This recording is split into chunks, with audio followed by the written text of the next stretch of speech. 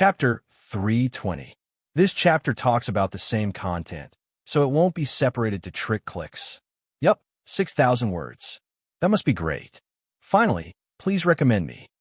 One of the happiest things in life was to be hit by a pie that fell from the sky while walking on the road. Then you find that the pie is made of gold.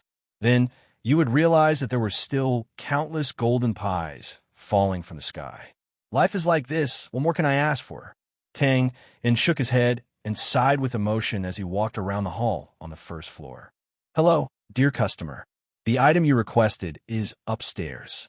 You can choose the model and color at will. This way, please. I'll take you there. Beside him, a shop attendant was leading a young aristocrat to the stairs leading to the second floor. Right, there's still the second floor. Tang's heart skipped a beat. His interest in browsing did not diminish as he followed the two up the stairs. The second floor should be the so-called VIP area, where only the rich and powerful were entertained. He did this not because he was snobbish, but because people at different levels had different needs. The whole environment was like that. Those nobles who thought highly of themselves were naturally unwilling to squeeze together with the commoners to purchase goods. Therefore, it was necessary to separate the marketing. Therefore, there was someone guarding the stairs to the second floor. The man sized up Tang imperceptibly, but did not step forward to stop him. He did this not because he had good eyesight and recognized Tang's true identity. Instead, it was because Tang was following the two people in front of him closely. He looked like a follower of the noble. There was a turn on the stairs, and when he stepped onto the second flight of stairs, the surroundings instantly became quiet. The noise below receded like a tide as he walked up. Tang raised his eyebrows and subconsciously turned his head to look at the handrails of each staircase. There were carvings of sea beasts that looked like lions and tigers, and they were holding beads that glowed with blue light in their mouths. Naturally, there was no silencing technology in this world, but they had magic and alchemy. Tang intuitively believed that the blue beads were the key to the silencing. Regardless of whether his guess was correct or not, the Yatang shop had indeed created a quiet and noble environment for the nobles and merchants who came here. Following the two people in front of him, Tang successfully stepped onto the second floor. As soon as he stepped in, he felt his legs wobble. Lowering his head, he couldn't help but grimace. The entire floor of the second floor was covered with a pure white velvet carpet. Coupled with the decorations on the walls and the design of the interior, it looked incomparably grand. Walking up, that was like walking on clouds. Looking up, there weren't only goods displayed here. There were also many elegant and gorgeous tables and chairs on the side, with tea and delicious desserts on them. That should be a place for people to rest while shopping. In such an environment, there was almost no noise, and no one had the heart to disturb the atmosphere here. The area here was smaller than the first floor, and there were fewer people here. However, all of them were full of noble aura, and their gestures were full of indescribable elegance. Without a doubt, the quality of the goods here couldn't be compared to those on the first floor. Of course, the prices were also higher. Smacking his lips, Tang continued to stroll around in high spirits. His attire was naturally eye-catching, but it wasn't particularly strange. Some nobles had their own personal servants, but Tang's attire was indeed a little shabby. Therefore, when they met him head-on, those people just muttered in their hearts, "Which family's servant is so unruly?" Naturally, Tang could feel their gazes, but he ignored them all. After all, he had the mental advantage. What was there to be arrogant about? Everyone here was boss, Waha. As he strolled around casually, Tang saw the fat merchant in the lounge area. However, the gorgeous woman wasn't by his side. Instead, there was a middle-aged man in the Yatang Chamber of Commerce's uniform. The two of them seemed to be discussing something, and the merchant's expression was somewhat urgent and pleading. Finally, Tang arrived at the main product area on the second floor, which was where the high-end washing machines were sold. Compared to the spectacular display below, the packaging on the second floor was obviously much better. There was a light mirror beside each machine, which illuminated the outer casing of the washing machine down to the smallest detail, as if it was shrouded in a mysterious halo. There were also garlands, vanilla, and other decorations placed around it. Even if he bought a washing machine, he wouldn't be able to take it away. However, it was undeniable that such packaging catered well to the noble's tastes. Besides the packaging, the washing machines here had a variety of colors, and the material was obviously much better. Most importantly, there was an additional dehydration function. Tang Yin touched the slippery outer casing of a pink washing machine, then opened the lid. It could be said that the general appearance was very similar to the ones in the modern world. This is probably the deepest mark that I, as a transmigrator, have left on this world. Feeling slightly emotional, Tang Yin's memories gradually became fainter. He thought of Lion City, Lena, and Alan. Sigh, it's so inconvenient to not have a washing machine. Washing machine? What's that? An automatic washing machine. Automatic washing machine? Is that okay? Of course. Here, look. Under the lazy afternoon sun, Tang Yin sat on the stairs in the backyard of the two-story loft and gestured continuously. Lena, who was beside him, held her chin, her eyes full of longing, and raised her hand to ask questions from time to time. I really miss it, Tang Yin shook his head lightly, a smile appearing on his lips. I want the pink one. A surprised voice, followed by the sound of footsteps. It really is you. Why are you here? Is this something you can touch? If it's damaged, you won't be able to pay for it even if you sell it. And this slightly sarcastic voice sounded familiar. Tang Yin, who was immersed in his memories, subconsciously turned his head. The person who appeared in front of him was the gorgeous woman from before. Oh, when the gorgeous woman saw Tang Yin's unrestrained smile, her anger instantly surged. Smile? You're still smiling? What do you mean you don't care? Fine, fine. Tang Yin frowned slightly, looked at the pink washing machine in front of him, and finally took a step back. He really didn't want to ruin his good mood at the moment. However, the gorgeous woman acted as if she had been insulted. She didn't intend to let Tang Yin off the hook. She dragged the service staff aside and said, "What's wrong with the Yadhong Chamber of Commerce? How could such a person go up to the second floor? F***CK is my period here. I have to say, sometimes people are so strange." Tang Yin thought that he had already made concessions, but what he received in return was a deeper layer of mockery. Sigh, he wasn't pretending to be pretentious, but sometimes it was others who were asking to be slapped in the face. With a long sigh, Tang Yin narrowed his narrow eyes, anger rising in his heart. "Hello, sir, The service staff of the Chamber of Commerce sized up Tang Yin's attire and decided to ask first. "Get the person in charge of this shop here." Tang Yin waved his hand and said calmly. Although he was still dressed in shabby attire, Tang Yin had been through countless battles. Now that he had slightly let go of his aura, he naturally had an aura of absolute power. The service staff of the Chamber of Commerce shuddered and stood rooted to the ground, unable to say anything. "Oh, you still want to find the person in charge of this shop? What? You're still glaring at me. Who do you think you are?" The gorgeous woman had seen Tang Yin at the door, so she naturally knew that he wasn't a servant of some aristocrat.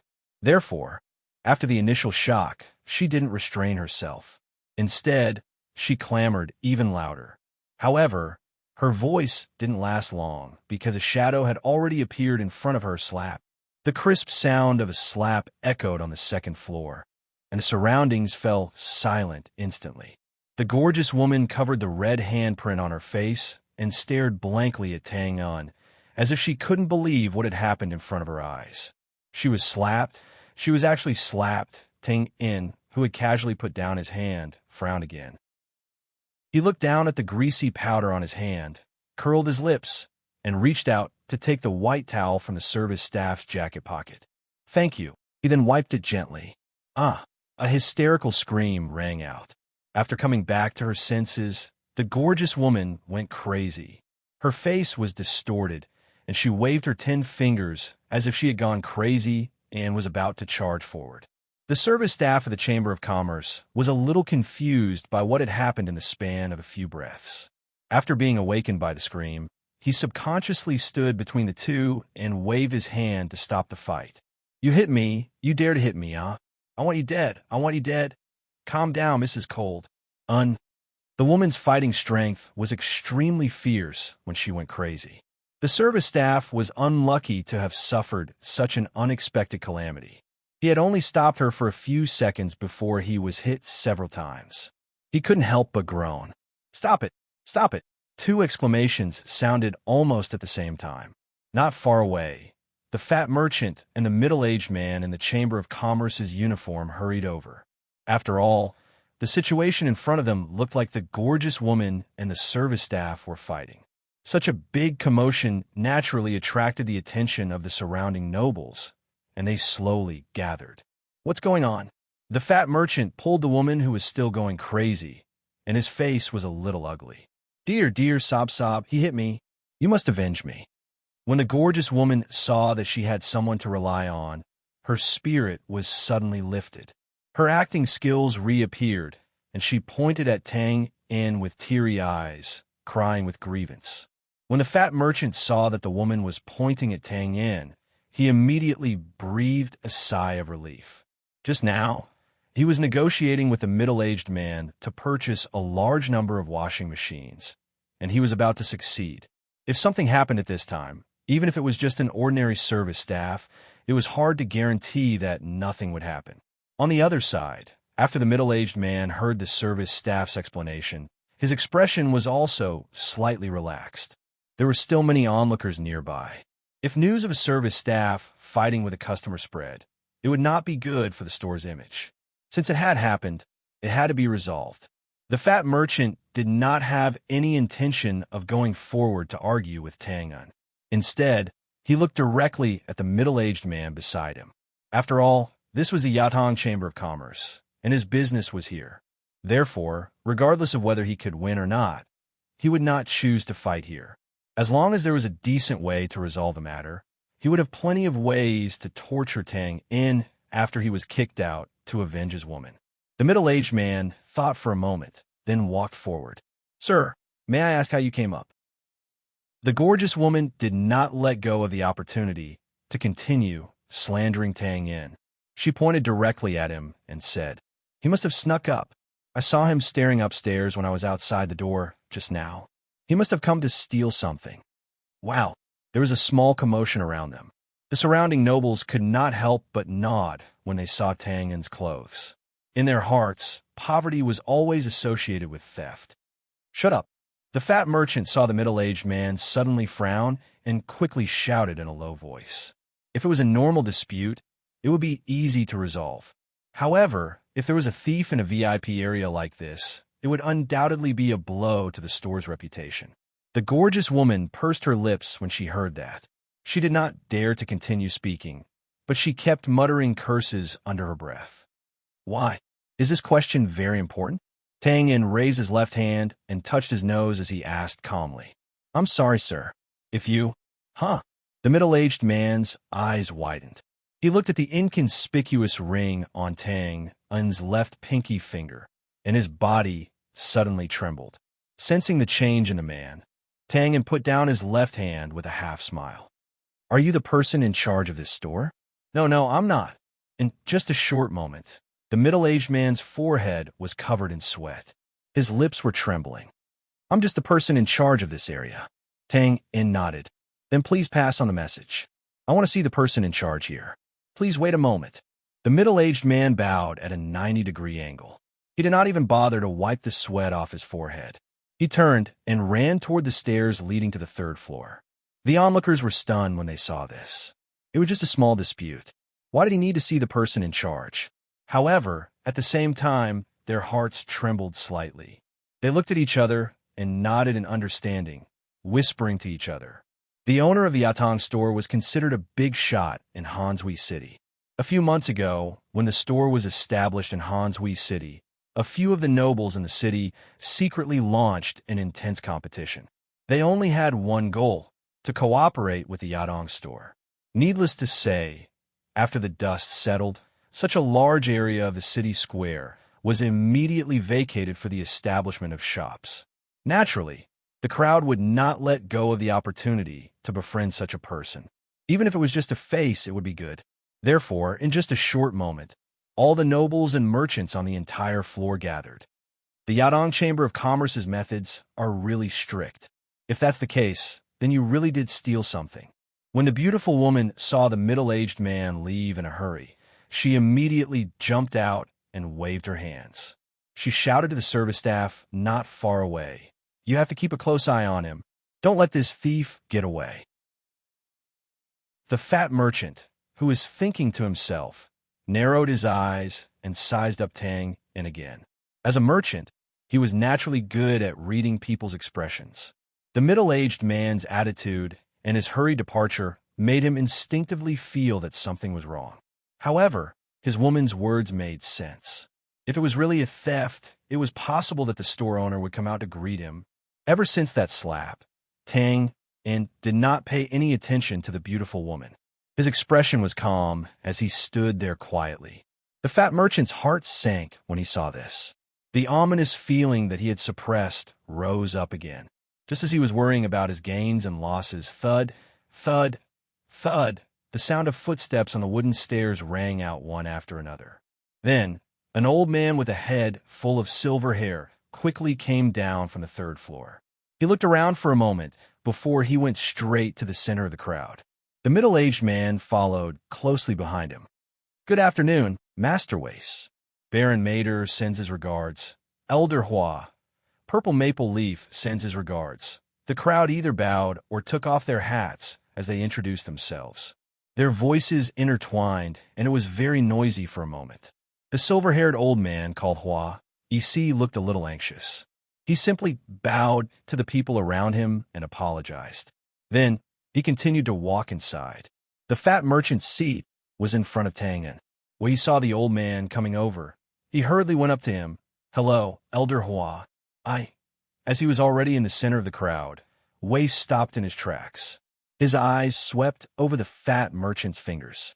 There were a few gold rings there, but there was no doubt that this was not what he wanted to see. He frowned. Good. Who are you?" At this time, Wei also saw Tang standing quietly behind him. He hurriedly walked around the fat merchant and walked a few steps forward until he was in front of Tang. Before he could catch his breath, his eyes swept over Tang's fingers again. His body suddenly trembled. He blinked a few times and carefully looked again. Ahem! Tang cleared his throat. Anyone would find it strange to be looked at so enthusiastically by an old man. "Wace? Elder Hua. Good afternoon." Phew! Wace took a deep breath, and his chest rose and fell a few times. He then bowed deeply. "Hello, President." Silence, a deathly silence. The lively scene just a moment ago seemed to have been strangled by an invisible hand. Everyone's expressions and actions were frozen as they stared blankly at Wace, who was bowing at almost a 90-degree angle. Boom! The fat merchant's mind seemed to have been struck by a thunderclap. The explosion made him dizzy, and he staggered back 3 steps. His huge body swayed uncontrollably. Most of the onlookers were just shocked by Wace's actions. He was just next to him and naturally heard the greeting. "President? Which president?" "The president of the Yatong Chamber of Commerce." The gorgeous woman also clearly heard the voice. She was the closest because of the insults that jumped out just now. At this time, her face was so pale that it even covered the heavy makeup on her face. Her eyes were dull, and her brain had already lost the ability to think. In this strange world, kneeling and kowtowing was a very important etiquette. Tangen's eyelids also twitched when he saw Wace's actions. He quickly went forward to help him up. "Elder Hua, you're too polite. Even if I was the president, I wouldn't be able to receive such great courtesy. Seeing the ring is like seeing the president." Wace paused and felt his arm being held tightly. He was stunned for a moment before he nodded and stopped insisting. "Let's find another place," Tang said softly with a frown as he looked at the torch-like eyes of the people around him. "Okay, no problem." Wace immediately nodded, then bowed slightly and waved his hand in an inviting gesture. He was heading toward the stairs on the 3rd floor. Seeing this, Tang smiled bitterly. He did not decline any further and took the lead. Wace was 1 step behind and followed closely behind him. When he passed by the gorgeous woman and the dazed fat merchant, Tang didn't stop. He didn't even turn his eyes. He walked straight through as if he didn't see them. Whoosh! In an instant, there was an uproar. At this time, everyone naturally knew that this shabby-looking young man had an extraordinary background. Elder Hua stepped back to lead the way. What kind of treatment was this? In the midst of the discussion, the middle-aged man, standing on the side, walked straight to the fat merchant and said with a cold expression, "I'll give you a 20% discount on that pink washing machine. There's also tea over there." Although the tone was cold, the content was good. However, the fat merchant's face looked as if he had lost his parents because he had already expected the following words. Sure enough, the middle-aged man nodded lightly. "In that case, I won't see you out." A look of struggle flashed across the fat merchant's face. His mouth moved as if he wanted to say something, but in the end, he didn't say anything. The meaning of this was very simple. It meant that the washing machine sales contract that was about to be negotiated was completely void. Not only that, but he was afraid that he would never be able to do business in this area again. Plead for mercy? Of course, he had thought about it before. However, when he thought about how his woman had pointed at the chairman of the Yadong Chamber of Commerce and slandered him as a thief, he completely lost his confidence. Yes, it was this woman who had ruined his plans. The more the fat merchant thought about it, the angrier he became. His eyes were bloodshot as he quickly stepped forward and swung his heavy palm. Slappa! The gorgeous woman screamed in agony. Her body spun a few times and fell to the ground. Her left cheek swelled up at a speed visible to the naked eye. Blood flowed down from the corner of her mouth, and a few teeth fell out. This slap was much harder than Tang Un's. At that time, Tang Un had only wanted to shut her up, but this time he had used all his strength. At that moment, Tang Un happened to be walking up the stairs. When he heard the scream, he paused and continued walking up the stairs. When the middle-aged man saw this, he heaved a deep sigh of relief. No matter what, before he recognized Tang Un's true identity, he did have the intention to throw him out. Now that he had remedied the situation, he should be able to offset a lot of the damage. The screams continued as the fat merchant kicked the gorgeous woman on the ground like a madman. The middle-aged man frowned and stepped forward. "I'm sorry, customer. This is a shop. Your actions have seriously affected our business." The fat merchant panted a few times, then glared at the woman on the ground and roared, "Get out of here. Don't let me see you again." After he finished speaking, he flicked his sleeves and walked away. When the gorgeous woman saw this, she hurriedly got up from the ground and staggered after him. "Don't go. I beg you, dear. Don't go. I won't do it again. Sob, sob. I'll bear you a son." Chapter 321. The third floor of the shop was not a place to sell goods. It was purely a private space.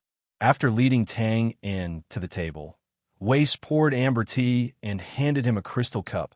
"President, please have some tea." "Thank you." Tang in placed the cup on the table and rubbed his nose awkwardly. "Elder Hua, I'm not a president. You could just call me Tang In." Wace shook his head stubbornly. "The Chamber of Commerce has its rules. Anyone who sees the ring is meeting the president." Tang In touched his forehead. It was difficult to persuade an old man who followed the rules. He stretched out his left hand and changed the topic. "Is this the ring? What if someone imitates it?" Tang In could not be blamed for asking this question. The ring looked very ordinary. There were no decorations on it. "Don't worry, President. There won't be such a problem." Wace raised his left hand and showed the sapphire ring on his pinky finger. "These two are magic rings. As long as they are close to each other, there will be a reaction." Before he finished speaking, the sapphire ring flashed with an imperceptible cold light. Tang In nodded his head in understanding. Magic was unique, and only those who shared the same origin would be able to sense it. "Oh, right, President." Wace took out a thick stack of books and placed them on the table. He said respectfully, "These are the accounts of the shop for the past few months. Please review them." This. Tang In blinked his eyes and stared blankly. The heavens had pity on him. How could he understand this thing? He scratched his head awkwardly. "Elder Hua, I have other matters to attend to in Hanshui City. I was just passing by, so I thought I'd take a look." "Oh, it's my fault. I didn't think it through." Wei slapped his head. He thought that Tang and did not have the time or energy to care about these trivial matters. He pushed the books away and changed the topic. After that, Tang Yin finally understood the scale of the Yatong Chamber of Commerce from Wei's. The Yatong Chamber of Commerce had made a name for itself by relying on the washing machine. However, no matter what product it was, there would always be a day when it was saturated. Although the sales were still very good, Alan and the others had gradually shifted their focus. With the momentum of the washing machine, they set up a large number of shops in the brand empire to lay a foundation and sell some other products. This strategy was undoubtedly correct, and it fully exploited the business potential of the washing machine. He believed that if everything went well, the Yatong Chamber of Commerce would truly gain a firm foothold and become one of the largest merchant groups in the empire. It would no longer be a short-lived upstart. The conversation went on for 2 hours.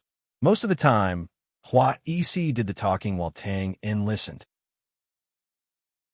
From time to time, there would be members of the Chamber of Commerce walking around outside, but after seeing the situation inside, they would retreat silently.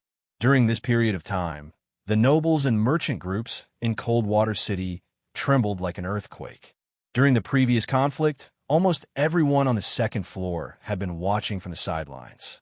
They had all seen Wei Yizi's attitude. Moreover, the fat merchant did not go far before he was stopped by many people. Therefore, the news of the president of the Yatong Chamber of Commerce's arrival spread quickly. Needless to say, many nobles and leaders of large merchant groups adjusted their itineraries and came in person. One had to know that Yatong not only represented the name of the Chamber of Commerce, but it also represented countless benefits and gold coins. During this period of time, anyone who had anything to do with this name had made a lot of money. Disregarding everything else, one could tell from the rapid development of the nobles who worked with the shops in Coldwater City and the occasional laughter of the nobles' leaders. However, when these people rushed to the second floor, they were all stopped and pacified by the person in charge of the Chamber of Commerce.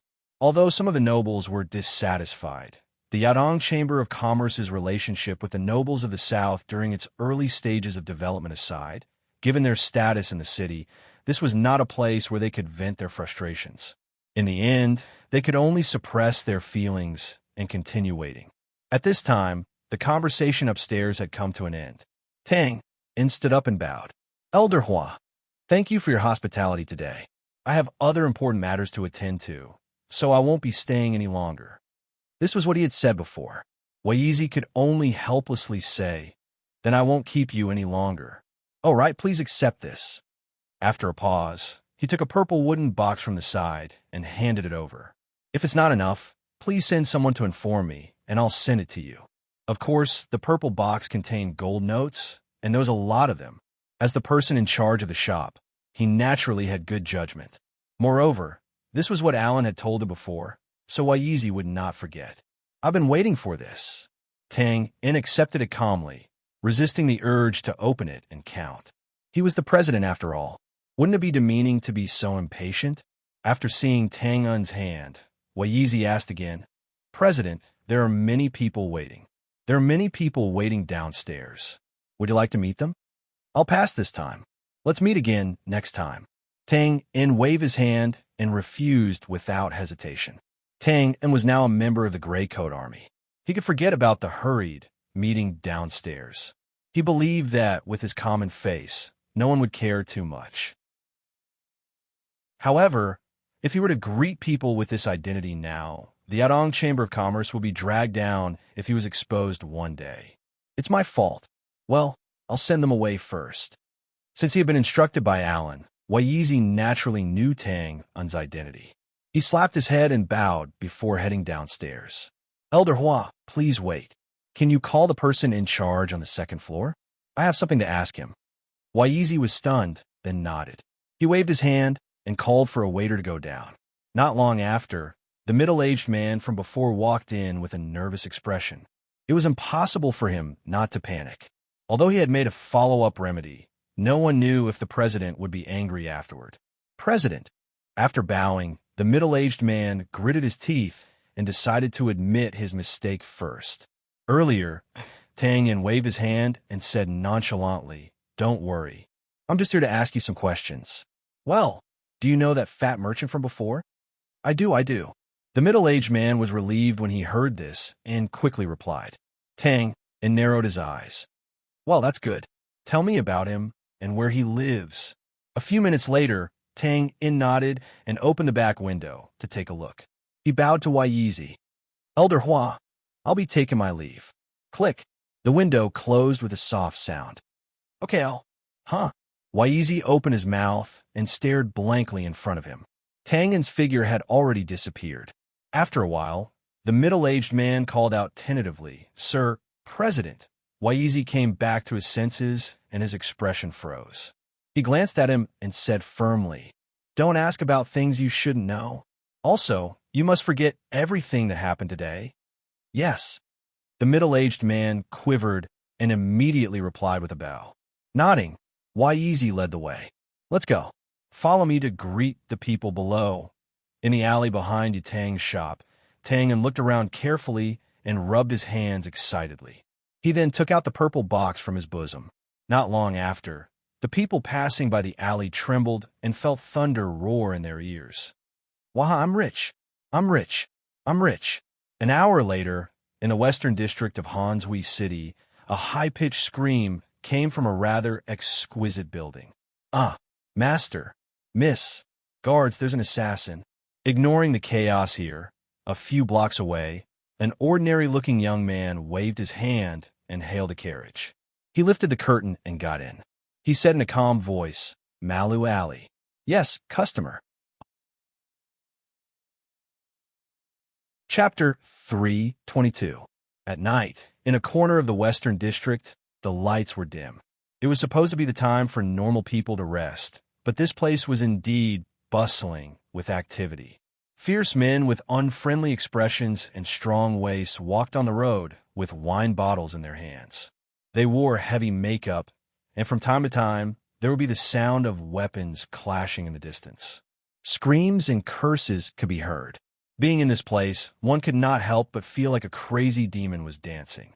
Every city would have a gang, and every gang would have a base. Hanshui City was no exception. However, it was inevitable that the places where the gangs were located would be chaotic and noisy, so the city managers either guided or connived to drive these dregs of society to a corner of the Western District. As for why they had to rush here, it was simple. Most of the nobles and rich merchants lived in the Eastern District. The Dark Dragon Gang was a medium-sized gang. In fact, it was a bit unfair to call them medium-sized because they were stronger than the average medium-sized gang. However, they were not large enough, so they could only stay at this stage awkwardly. They were in a gang, so they could not lose in terms of momentum. Therefore, having tigers, lions, dragons, and other magical beasts in the name sounded domineering. Otherwise, if the two gangs fought and shouted, "We are from the Stray Dog Gang," even if they did not laugh, their morale would be reduced by half. Of course, there was also something to take note of, which was that they could not be too arrogant. Dark Dragon, Yellow Dragon, Red Dragon, anything was fine, but they could not use names like Dragon Slayer or God Slayer. Otherwise, even if they were not killed by the other gangs, they would be crushed by Wandering Dragon or the Church of Light. At this moment, outside the Dark Dragon Gang's base, a drunk man staggered to the door. He probably knew each other, so he waved and chatted with the gatekeepers. However, just as he was about to enter the base, his body trembled. He did not bother to greet anyone and hurriedly walked to the shadow of the outer wall of the base. Phew! Where did this come from? Stone. After reaching the location, he mumbled a few unclear words, then unzipped his pants and took out the thing inside. At this moment, there was a sudden sound. F***. The drunk man was stunned. Then, his vision blurred, and the stone disappeared. Before he could react, he felt a pain in his back and fell down. In your next life, remember to look for the toilet when you need to go to the toilet. A black shadow appeared beside the burly man like a ghost. He casually took off the stone skin on his body as a disguise. Then, he slightly revealed his head and looked at the entrance of the encampment. The firelight disappeared in a flash. Although he was wearing a black mask, from his narrowed eyes, we could still recognize that he was the familiar Tang Un. What a bad start. Tang Un shook his head and sighed. This afternoon, he had already gone to the black market of Hanshui City, Malu Alley. In the end, as expected, there were no weapons of mass destruction like the city defense equipment. Since that was the case, he naturally had to find the local tyrant and ask for directions. His target was the Dark Dragon Gang. He had already circled around the encampment and was about to climb in when he unexpectedly met this drunk man who wanted to pee on him. Looks like I have to hurry. Just now, the few gatekeepers had seen this burly man walking over. It was hard to guarantee that no one would be bored enough to come over and take a look. After muttering to himself, Tang Un looked at the outer wall and leaped up like a nimble cat. He tapped on the wall and climbed up. He looked left and right, then climbed in. Of course, there were patrols inside, but since it was a gang encampment, the security naturally wouldn't be too tight. For Tang Un, it was a piece of cake. Corners, eaves, bushes. In just a moment, Tang Un successfully snuck into the encampment. Let me guess where you're hiding. The encampment security was tight on the outside, but loose on the inside.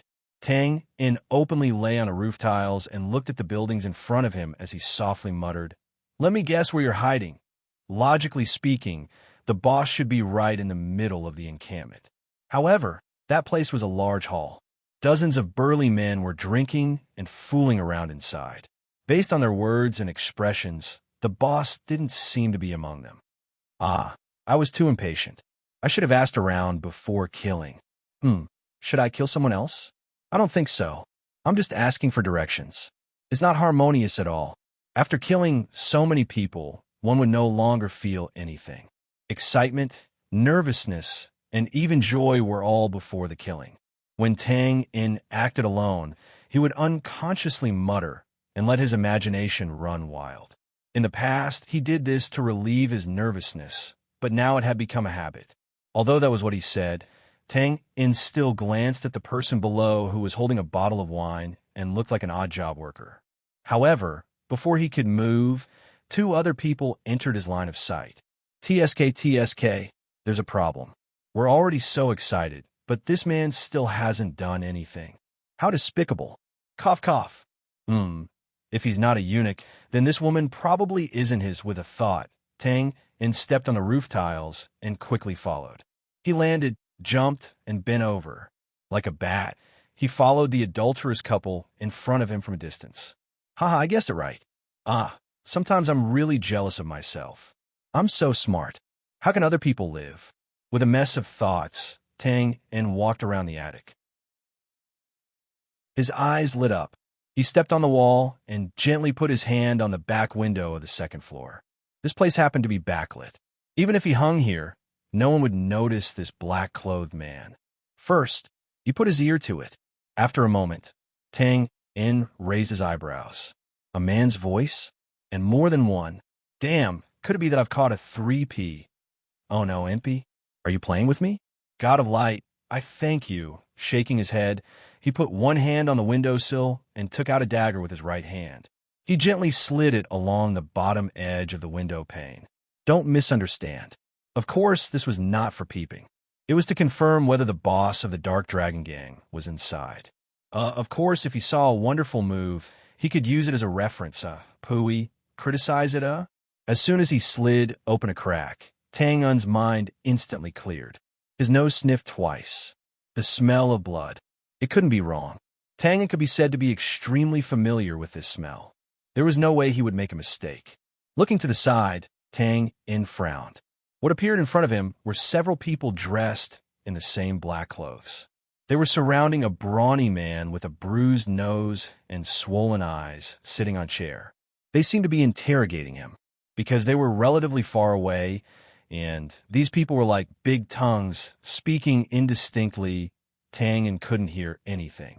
Only when the brawny man spoke did he manage to hear words like banquet, location, and so on. Since Tang Un had chosen the Dark Dragon Gang as his target, he would naturally inquire about the appearance of the boss. The boss of the Dark Dragon Gang was nicknamed Black Dragon. The most obvious characteristic was his black skin. If he didn't guess wrong, this was a F** king collision. Tang Un grimaced as if he had a toothache. There were so many gangs in Hanshui City.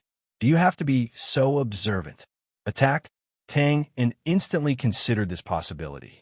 At this point, it was inevitable that it would be a waste of time to attack another gang. But how skilled were these people? Could they guarantee that they could knock him down in an instant? Woo-woo. Not good. Just as Tang was still thinking, the men in black inside had already finished their interrogation. They covered the brawny man's mouth and stabbed a dagger into his heart. In that short moment, Tang didn't even have time to stop them. Damn it, do they have to be so fast? Do they have to be so straightforward? When the brawny man fell silent and stopped moving, the men in black didn't have any intention of cleaning up the scene. They directly opened the door and walked out. F***CK. I have no choice but to change now. Tang smashed the windowsill gloomily. He shook his head and was about to let go of his hand and fall down. But at this moment, cough, cough, puff, Tang-un's hair instantly stood on end. He stared blankly at the brawny man in the room with a dagger in his heart. He suddenly coughed a few times and spat out blood. Ah, cough, cough. The brawny man bent over and laughed twice. You country bumpkins. You can't even speak properly. You want to kill me? Don't you know that my heart is on the right side? Huh. Phew. Tang was ecstatic. He let out a long sigh of relief. Why else would I like to slit the throat? Without hesitation, the dagger instantly cut open the window latch. He pushed himself up and flipped into the room. Huh. The brawny man instantly turned his head and opened his mouth wide. He looked at the man in black, who suddenly appeared as if he had seen a ghost. Without waiting for the brawny man to call for help, Tang flashed in front of him like a ghost and put the dagger to his throat. Black Dragon? The brawny man nodded blankly. Then, as if he had realized something, he said involuntarily, "You're not from that group just now?" Correct answer. Ha ha ha. Black Dragon shook his head with an absurd expression. He let out intermittent chuckles and muttered, "It seems that I really do deserve to die. Revenge? An assassin with a bounty? Or do you want to ask something like just now? Say it. I'll satisfy you." Well, I'm just asking a question. Tang couldn't bear to destroy this miserable guy in front of him. He said directly, "I believe that you've seen my skills. Your station can't protect you. As long as your answer is correct, I might even save you." Black Dragon's spirit rose when he heard this. Who would want to die if they could live? Besides, he could only choose to believe in Tang now. He quickly said, "Big brother, please ask. I'll tell you as long as I know." Tang nodded with satisfaction. "Very good. I want to know where the black market of Hanshui City is. Malu Alley." "Wait for me to finish," Tang said angrily. I'm sorry." Black Dragon's face was full of fear. He pointed at his left chest that was still bleeding. "If I don't treat it now, it'll all flow out. Big brother, please say it. Please say it. I want to get a Mjolnir to play with, but Malu Alley doesn't have it. So, I want to ask where the higher-level black market is in the lower city." Mjolnir? Black Dragon was stunned for a moment. After he reacted, his eyes kept turning. What, you don't know?" Tang frowned. No. There's such a place. Black Dragon seemed to be too nervous, and his face was very conflicted. His forehead was sweating, and he looked like he couldn't say the words that were stuck in his throat. Tang touched his forehead. "Don't be nervous. Think about it slowly. Not nervous? What kind of joke was this? If he was a second late, he might lose his life. That's right. I remember now. I remember. On Qinghu Street in the south of the city, there is a Night Rose Tavern. They're a true black market. As long as you can afford it, you can get anything you want." Black Dragon, who had just remembered, quickly said the contents of the tavern. "Thank you." The corners of Tang's mouth curled up. Then he used his hand as a knife and chopped at Black Dragon's neck. Black Dragon groaned and lowered his head. Tang rubbed his hands and put away his dagger. He then took out a potion for external injuries from his chest. "You have to be honest. You have to vote when you read. Cough, cough. Since I promised, I have to do it. Otherwise, why would I be called a living lay phone? Tang, you've taken a big step closer to the Saint Realm. Amazing. I really admire you." Chapter 323. As the saying goes, strike while the iron is hot. Wash the rice and put into the pot. Remove the tiles from the roof. Well, no matter what. After Tang In left the Shadow Dragon Gang's base, he disguised himself and took a carriage to the south of the city. For businesses like taverns, they wouldn't close so early at night. It was normal for them to stay open all night. Qinglin Street was very remote. After Tang In got off the carriage, he couldn't see many places with lights except for the dim yellow crystals on the side of the road. But because of this, Tang In easily found the Night Rose Tavern that Black Dragon mentioned. It couldn't be helped. The colorful signboard was too eye-catching. If a normal tavern opened in this place, it would be closed sooner or later. But if Night Rose really had a black market-side business, it would be the best choice to open it here. Tang In first walked around the tavern and observed it for a while. Other than the beautiful carriage parked not far from the entrance that didn't match the environment, he didn't see anything special. In the end, he simply pushed the door open and entered. As expected, there weren't many customers in the tavern. There were only two. One of them seemed to have drunk a lot and was sleeping on the table. The other was a young woman. Judging from her clothes, she should be from a good family. She was probably the owner of the carriage outside. The tavern's door was a bit old, and the sound of it being pushed open was a bit loud. As soon as Tang In entered, the three sober people in the room turned their heads and looked at him. Other than the young woman, there were two young men standing next to the wine cabinet. One of them was wearing a waiter's uniform and leaned against the counter. He looked a bit dispirited and seemed to be taking a nap. The young man behind the counter only glanced at him and then retracted his gaze. He focused on wiping the crystal cup in his hand. Although it was just a glimpse, Tang In still saw the young man who looked like the owner. Under his flaxen hair was a soft face that was quite charming. He casually found a seat and sat down. The waiter yawned and walked over. "Sir, what would you like?" "A cup of light wine." Tang In now looked like a middle-aged man. He waved his hand and said casually, "How about the pine nut wine?"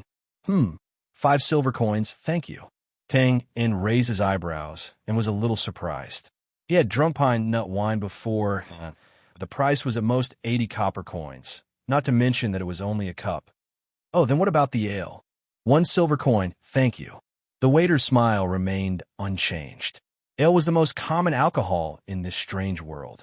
Tang In had drunk a lot of it in both the city and the Gray Coat Army's encampment, but the price was at most 20 copper coins per cup. He nodded in understanding. "No wonder you have so few customers." Although the Night Rose Tavern was located in a remote area, it shouldn't be so quiet at night. "Yes." The waiter nodded in agreement and said matter-of-factly, "So the price must be higher." He. Tang In laughed and shook his head. He then bid 5 silver coins. "Pine nut bar it is." "Okay, wait a moment." The taste of the pine nut wine was average, and there was nothing special about it. Of course, Tang In wouldn't dwell on this problem now. During this period of time, the number of people in the tavern didn't increase, but he found an interesting phenomenon.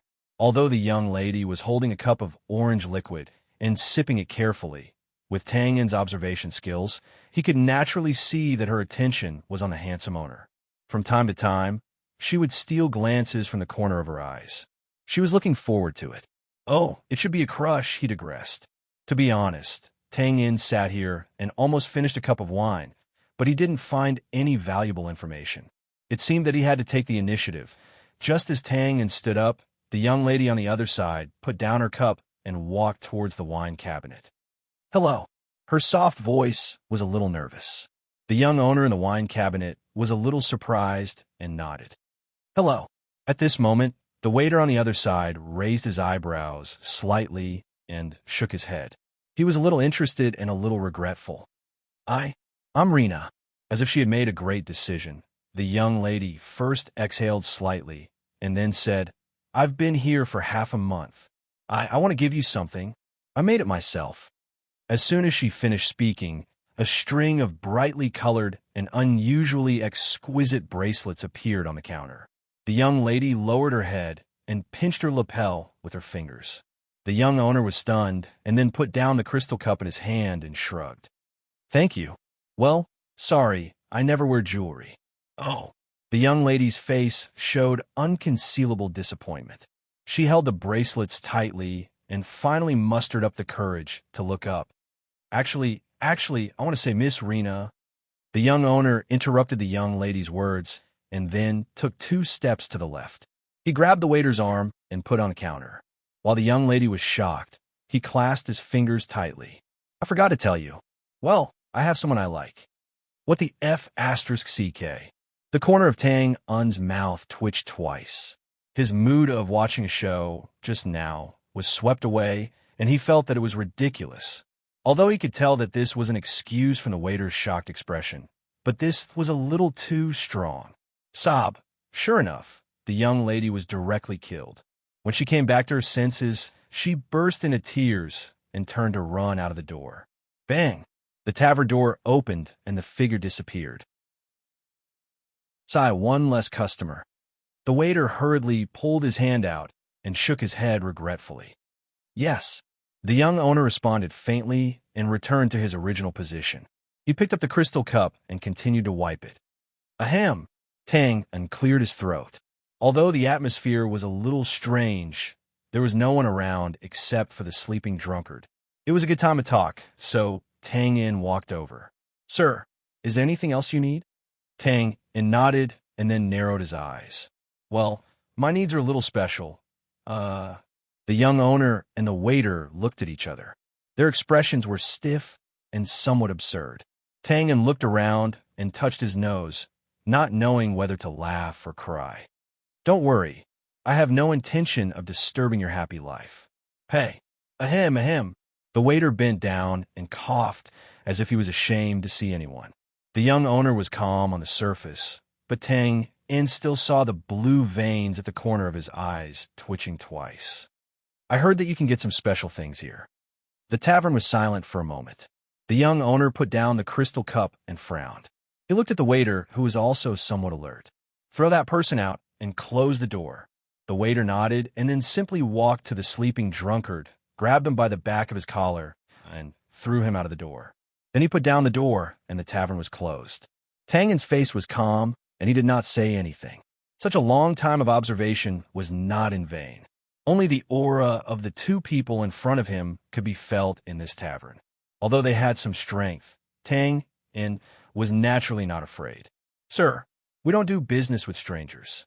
When everything was settled, the young owner said calmly, Oh, sorry, I really don't know about this. Tang In spread out his hands to show his boldness. Then he said, But business is business with anyone. Regular customers also develop from strangers, right? That makes sense, but the rules are limited. I'm sorry. The young owner bowed slightly, unmoved. I see. Tang In's finger tapped on the counter a few times. Tap, tap, tap, tap. His long and narrow eyes narrowed slightly.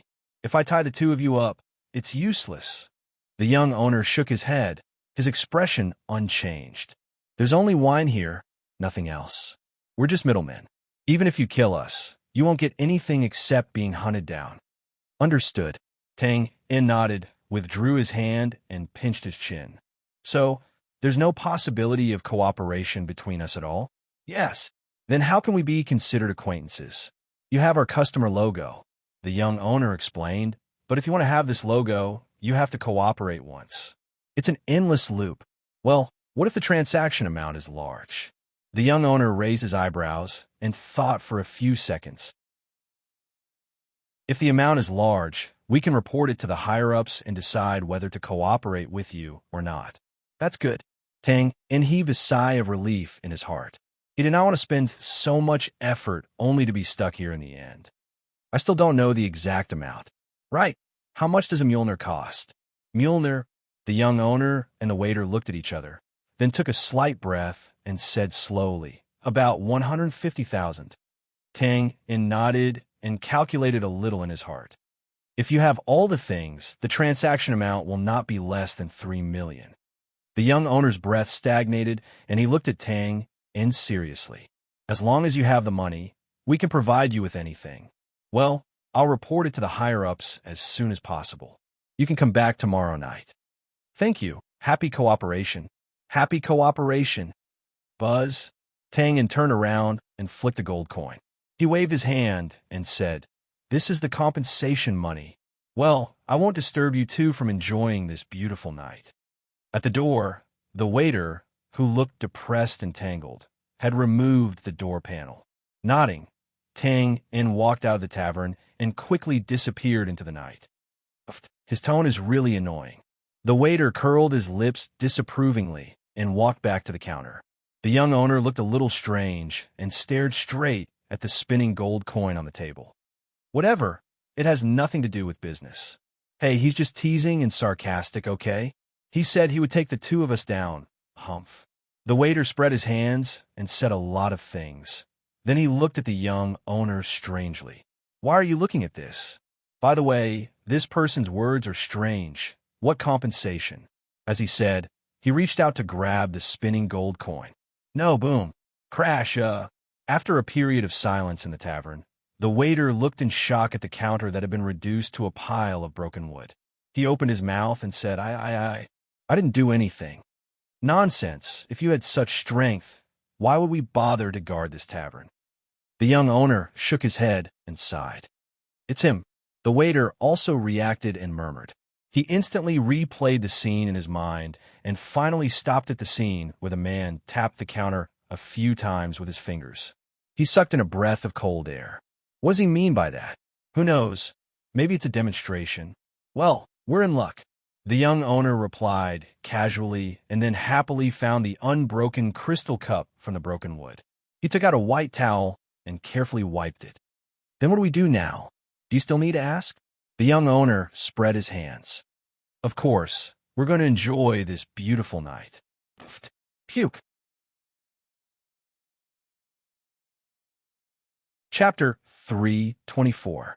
The next morning, the sun had already risen from the east. With a gloomy roar, Tang In rolled over and got up from the bed. His eyes were a little dazed. This situation was not a nightmare. In fact, Tang In had just exited the system space. The reason why he was gloomy was that after practicing for most of the night, his shadow invisibility skill was still stuck at the beginner level and did not make any progress. Moreover, that beginner level was barely achieved when he reached the proficient level in Ghost Demon. It could be said that this was the most serious bottleneck Tang In had ever faced since he started practicing Unity. Shadow, invisibility. The old butler always said the same thing about this, to experience the feeling of nothingness. However, Tang In's head was about to split open. He sat on the ground and drew thousands of circles on his forehead, but he still brushed past the feeling of nothingness. It was not that he had not seen the actual effect. The old butler had disappeared into the shadows more than once. That was pure disappearance, and Tang In could not sense it. However, when it was his turn, he wished he could dig a hole in the ground and directly jump in to play the game of vanishing. Forget it. Maybe it's not time yet. Tang In shook his head and walked to the basin to wash up. What? I'm not wearing clothes. What a joke. How can an assassin take off his clothes when he's sleeping? The dagger is hidden in the crook of his arm. Walla walla. After a few splashes of cold water, Tang In's mind was completely clear. First, he planned the current itinerary. Although there were many twists and turns last night, his mission was finally completed. The next step was to go to the Night Rose Tavern at night and wait for news.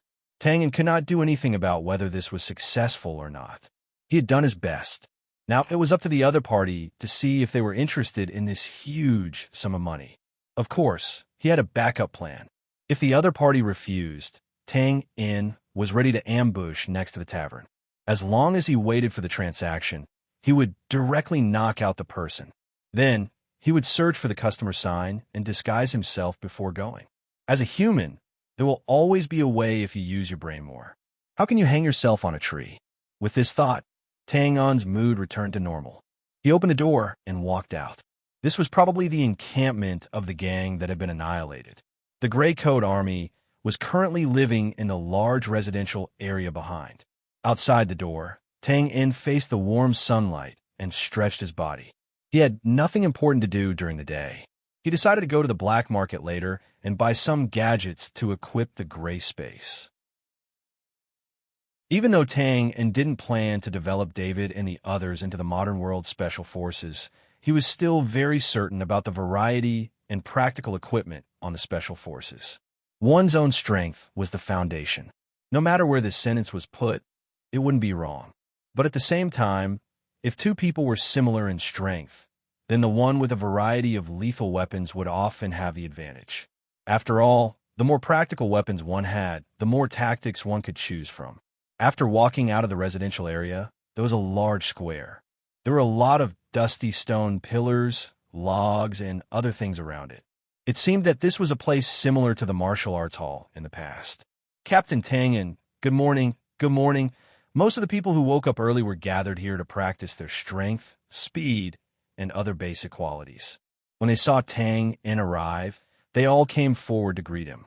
No matter what they thought, Tang In's position was there after all. Besides, during the previous few days, everyone had more or less chatted with Tang In. They were already familiar with him.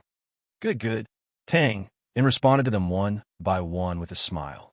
His position in the Gray Coat Army was relatively strange. There was no need for him to maintain his dignity at all times like Bosco and maintain his authority as a leader. It was probably because they had been influenced by Tang In over the past few days and believed that he was not as eccentric as the rumors said. A few people dressed as scout captains pushed each other a few times and finally walked up to Tang In as a group. After a little hesitation, one of them bowed and said, "Captain Tang In, I wonder if I can take the liberty to ask you to show us your skills or teach us something simple." Of course, if Captain Tang In has something to do. Although the words were a little hesitant, the meaning was still expressed. This move was, of course, not a challenge. Everyone had no doubt about Tang In's strength, especially the scouts. This was especially true for the military scouts in front of him. Because their styles were somewhat similar, the scouts could be said to worship the role that the gray space played in the imaginary war. These scouts were all from the military system and knew that they could no longer join the gray space. But this time, they came out and met Tang In, who created the gray space. Naturally, they hoped to learn something. There was also an interesting story. When the gray space was recruiting people before, they could not bear the hardships and chose to withdraw.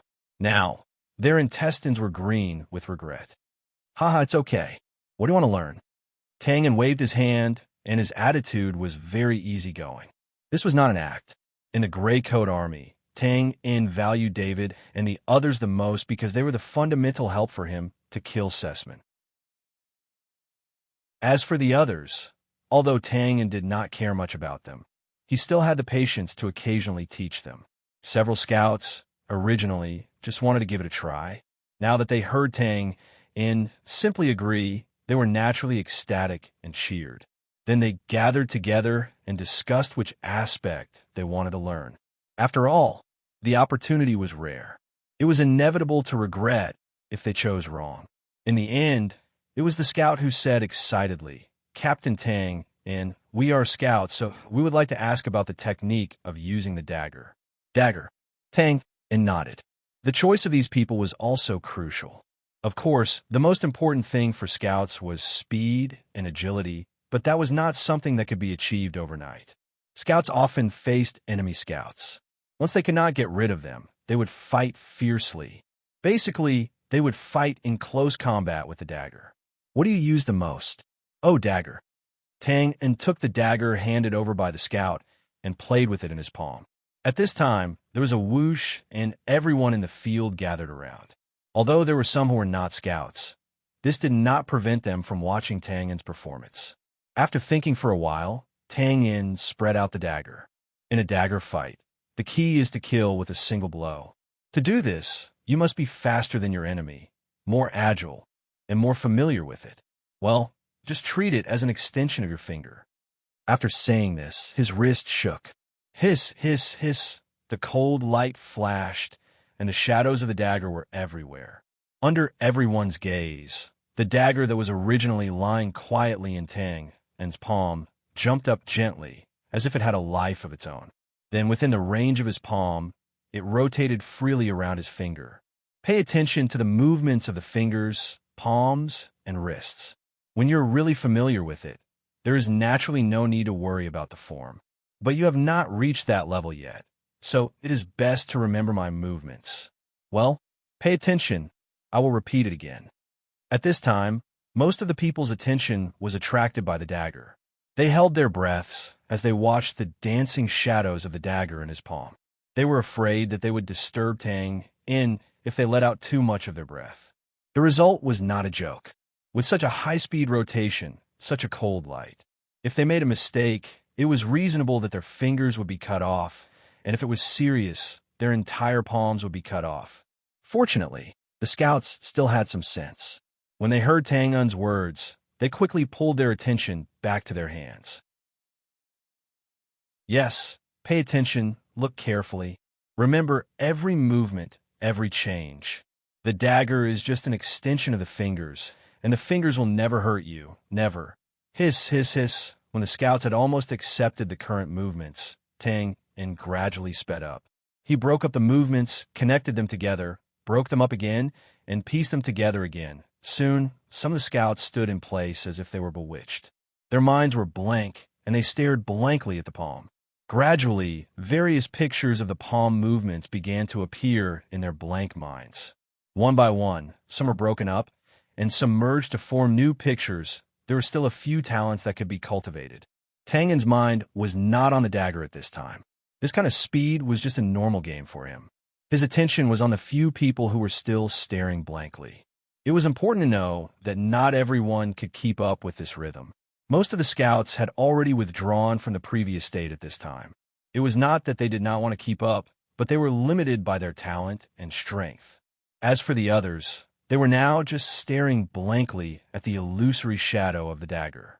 They felt that it was exciting and satisfying, but they were also frightened. In the end, they were all in a state where they could not take their eyes off the dagger. After a while, when everyone had retreated, Tang was already a little excited. He shook his wrist continuously.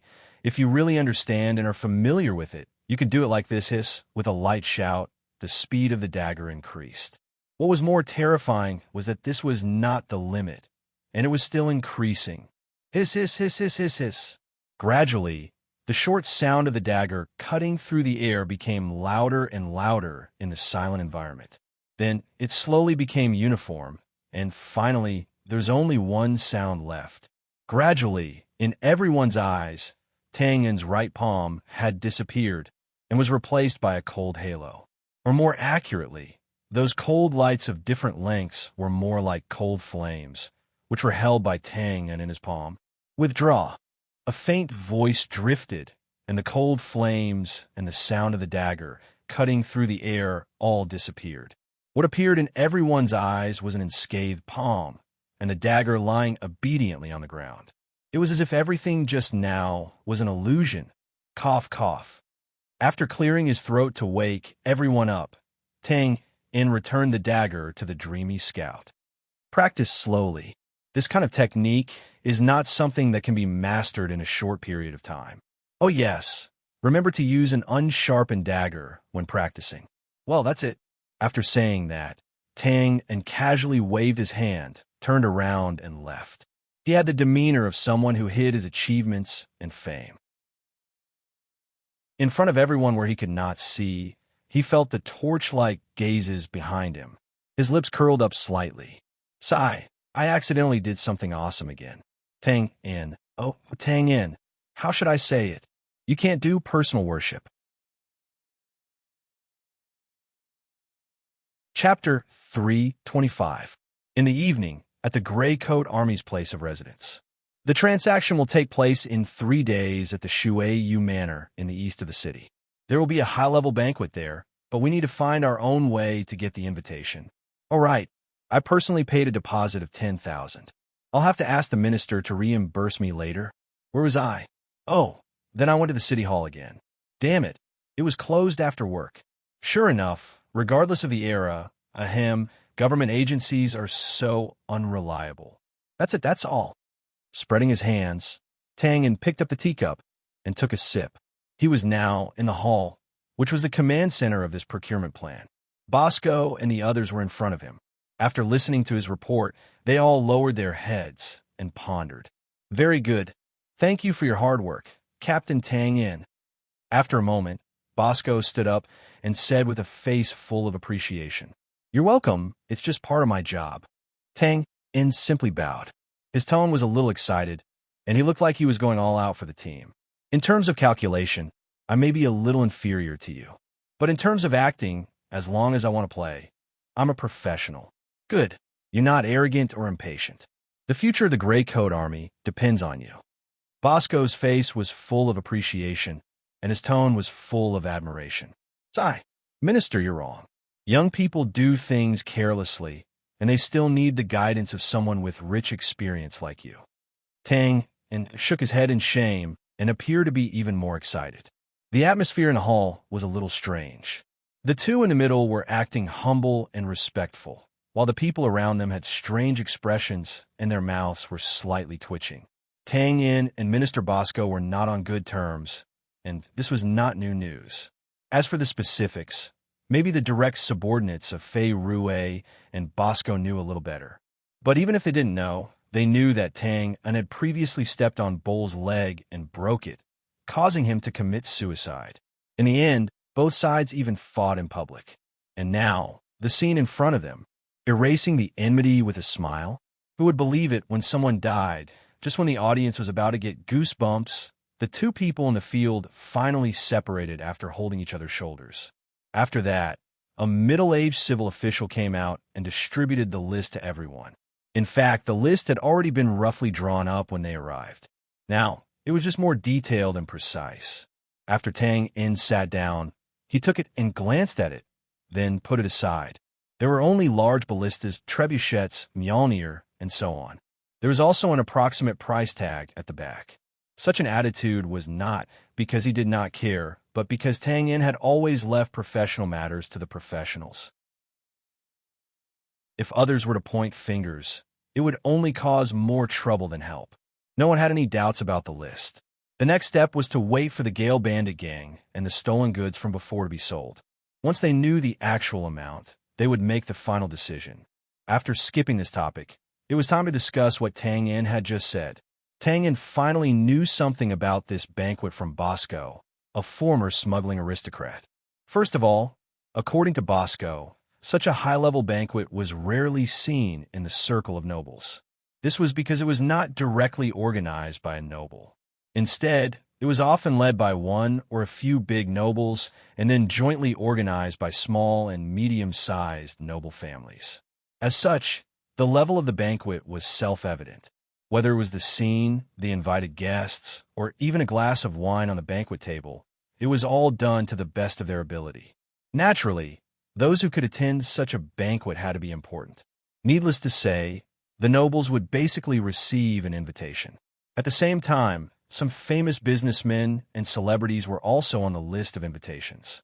As for the others, they could only buy an invitation themselves. The invitation to such a banquet was naturally not cheap. But even so, the demand for the invitation was often in short supply. The reason was very complicated. Some people were fighting for face. Being able to attend such a banquet was undoubtedly a symbol of status. Some people were doing it for benefits. Among them, the patriarchs of small and medium-sized business families were the most enthusiastic. If they could negotiate a business deal here, the amount would definitely not be small. Not only could they earn back the entrance fee, but it was also very possible for their family to take a big step forward. Secondly, according to Bosco's inference, the so-called seller should be a noble in Hanshui City or an aristocratic force. There was naturally a reason for this inference. Thor's hammer was a hot commodity no matter where it was placed. After Bosco inexplicably opened the smuggling channel, he had been selling food for a few years and could be said to be extremely skilled and safe.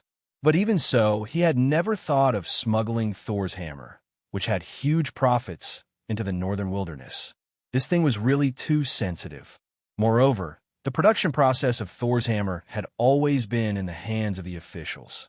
He dare not say that there was absolutely no such thing among the people.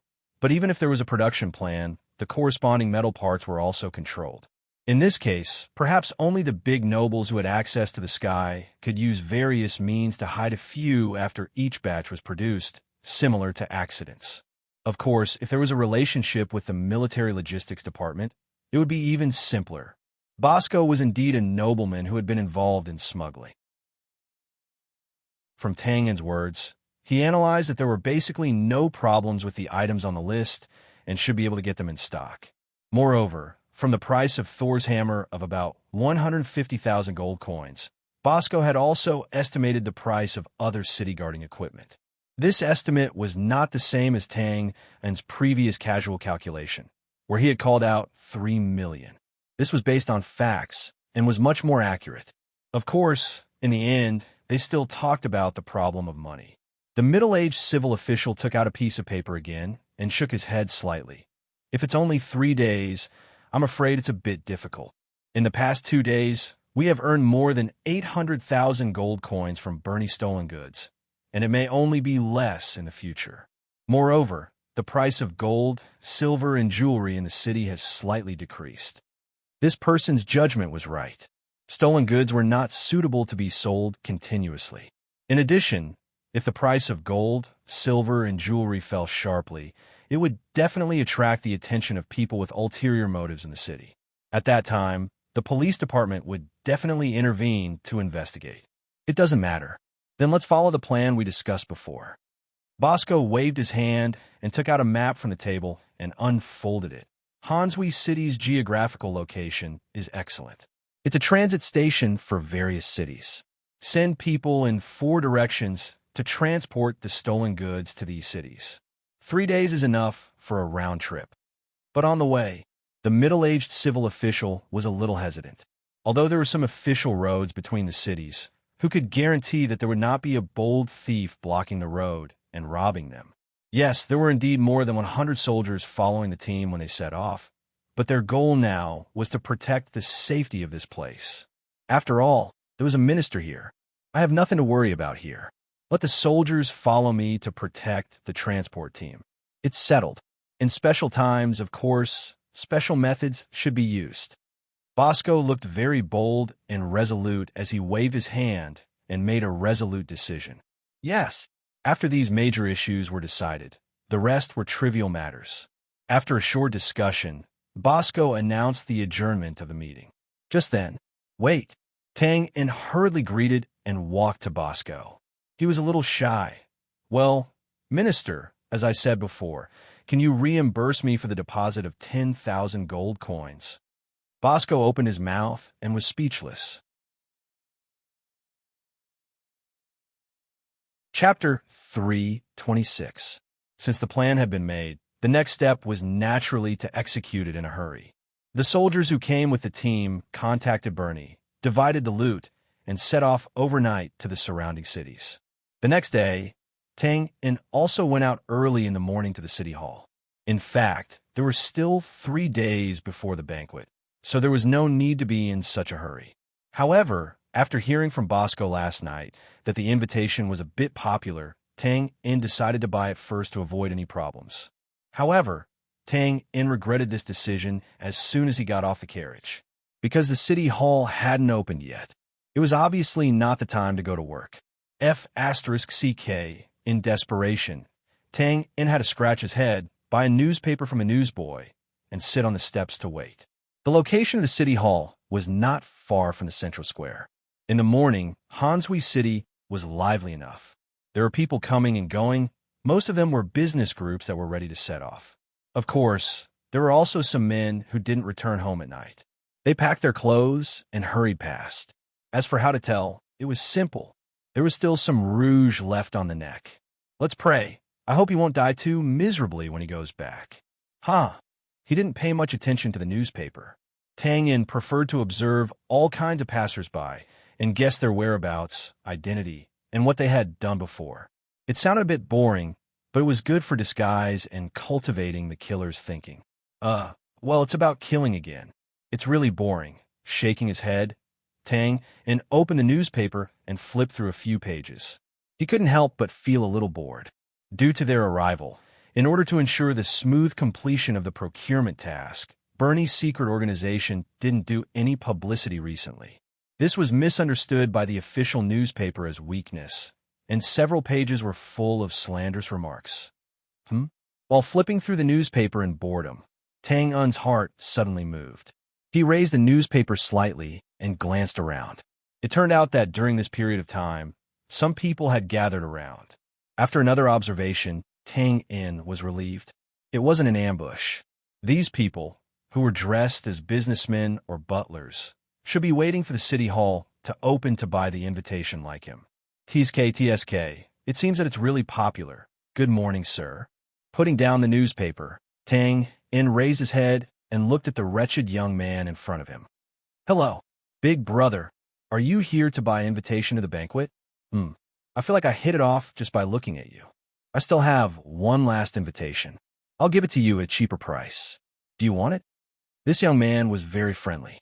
After he finished speaking, he looked around vigilantly and carefully took out a red and gold stamp note. He unfolded it for a few seconds and put it away again. Although the time was short, Tang In was still able to clearly see the appearance of the invitation and its contents. This should be the invitation to the Water Moon Manor banquet without a doubt. Regardless of whether it was the packaging or the paper, it was obviously of high quality.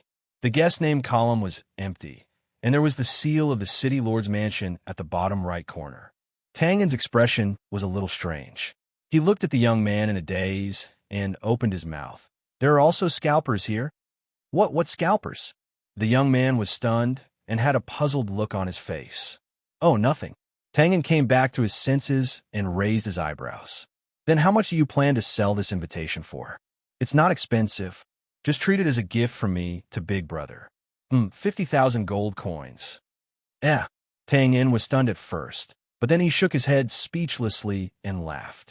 Hee, you can even call this daylight robbery. As far as I know, the price of an invitation is about 8,000 gold coins, right? Tang In was rich now, but this didn't mean that he was willing to be a sucker. It's 8,000 gold coins. The enthusiasm on the young man's face disappeared. He patted the invitation on his chest and said mysteriously, But do you think you can still buy it now? Tang In raised his eyebrows. Oh, I have to give it a try. Sorry, it's too expensive. I can't afford it. Forget it. Others are rushing to buy it. The young man said angrily. After taking 2 steps, he turned back and said, If you look for me again, the price may be more than this. After saying that, he walked to the other side without looking back. There was a man who looked like a businessman sitting there. Tang In shrugged and got up indifferently. Not far away, the door of the city hall had been opened. Of course, the city hall didn't only have the function of selling. After suffering a few indifferent looks, Tang In finally inquired about the location. This kind of encounter vaguely gave him the illusion that he had returned to the modern world. What, sold out? How is that possible? This invitation only started to be sold today. Before he entered the door, Tang In heard an angry voice coming from inside. When he pushed the door and entered, he saw a few people excitedly surrounding a desk. When he got closer, he saw a middle-aged official in uniform with his arms crossed. His eyelids drooped, and his expression was very cold. After listening for a while, Tang In couldn't help but feel depressed. This middle-aged man was the person in charge of selling. According to him, the banquet invitations had been sold out. This was undoubtedly absurd because the invitations had only been put up for sale this morning, and Tang In and the rest had already been waiting before the city hall opened its doors. After arguing for a while, a few guards in armor appeared outside the door. On the grounds of obstructing official business, they forcibly drove out a few people who were making the most noise. As a result, the people who were left behind were a little dumbfounded. Some of them began to curry favor and secretly gave money, but the middle-aged man was unmoved. He only indifferently said that the invitations were sold out. After arguing for a while, the crowd had to walk out of the room while cursing. Underhanded manipulation? But this is too thorough. Tang In frowned and left the room with the crowd. As soon as he came out, he happened to see the young man with the yellow ox from before. How was it? You didn't sell it, right?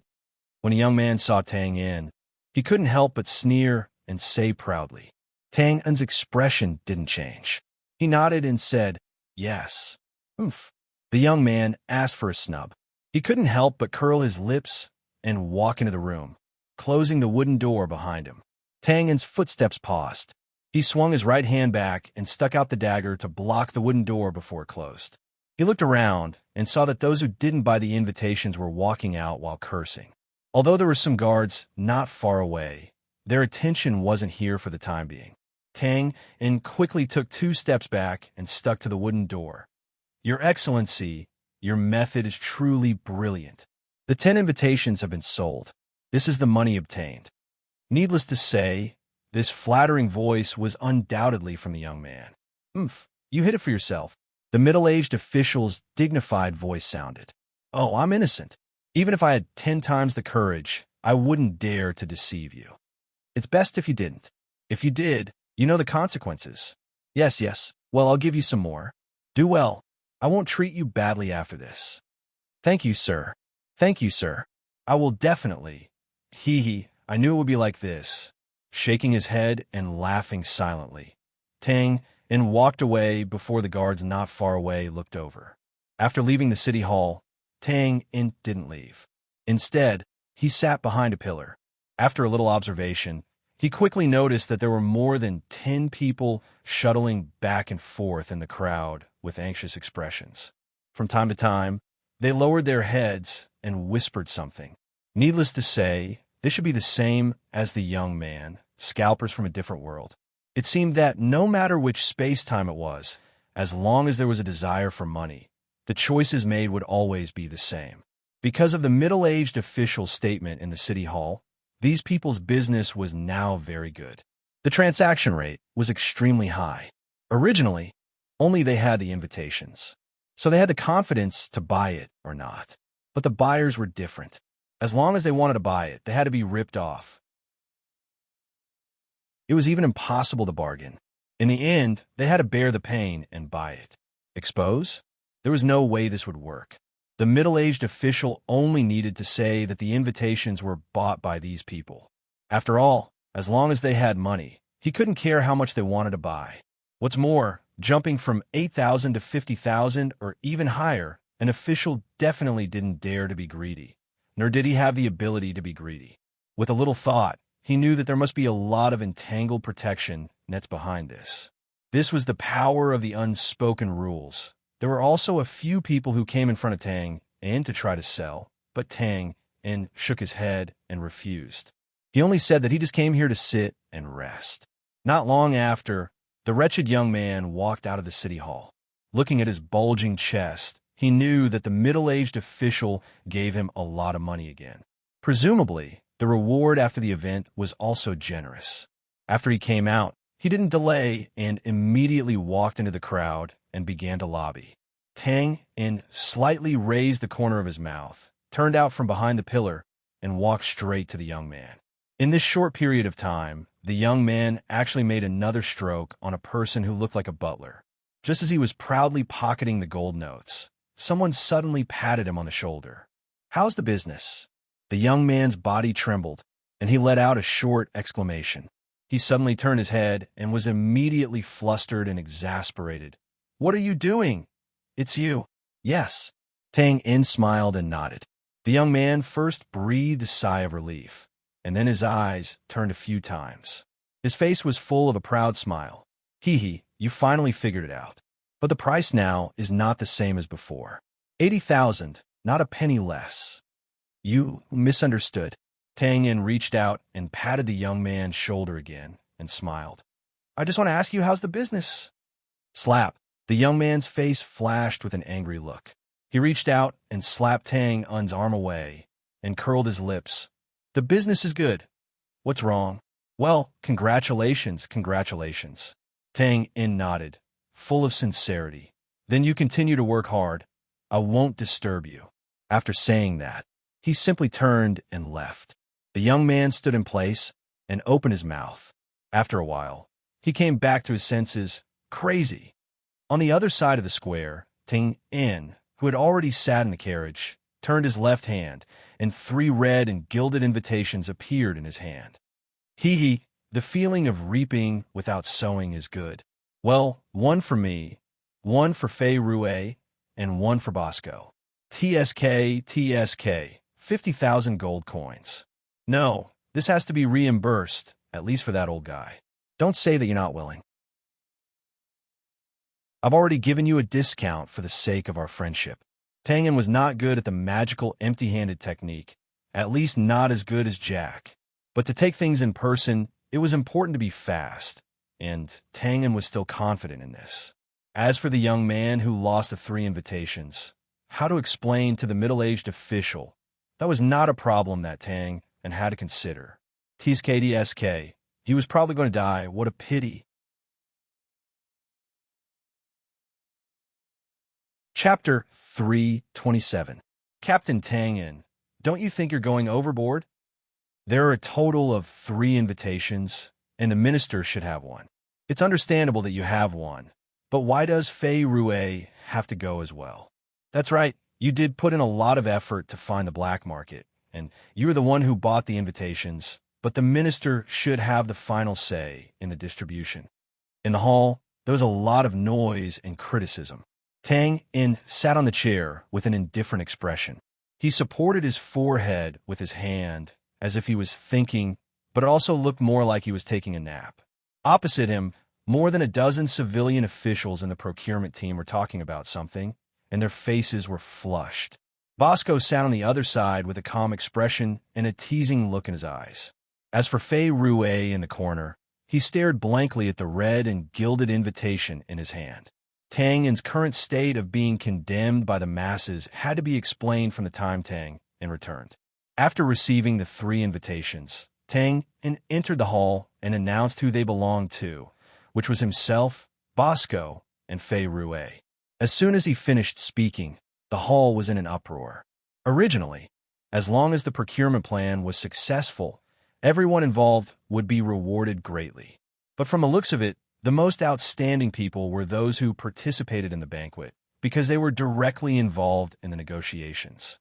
And even if they didn't talk about contributions, based on seniority, many of the people here were Bosco's direct subordinates, and their ranks in the Gray Coat Army were undoubtedly very high. It was fine that Tang In had 1 invitation, but after all, his strength was there, and he might need his protection at the banquet. But no matter what, it wouldn't be Fei Rue's turn. All right, let's take a step back and not talk about contributions or seniority. From a practical point of view, Fei Rue's role in this procurement was definitely not as high as theirs. Did he know the specific price of the items? Could he cooperate with the minister? Did he know how to negotiate? That was ridiculous. And then again, the highest ranking officer of this procurement team was Minister Bosco, and the person who made the decision in the negotiations was also the minister. If he didn't say anything, what right did Tang In have to distribute the invitations? What a joke.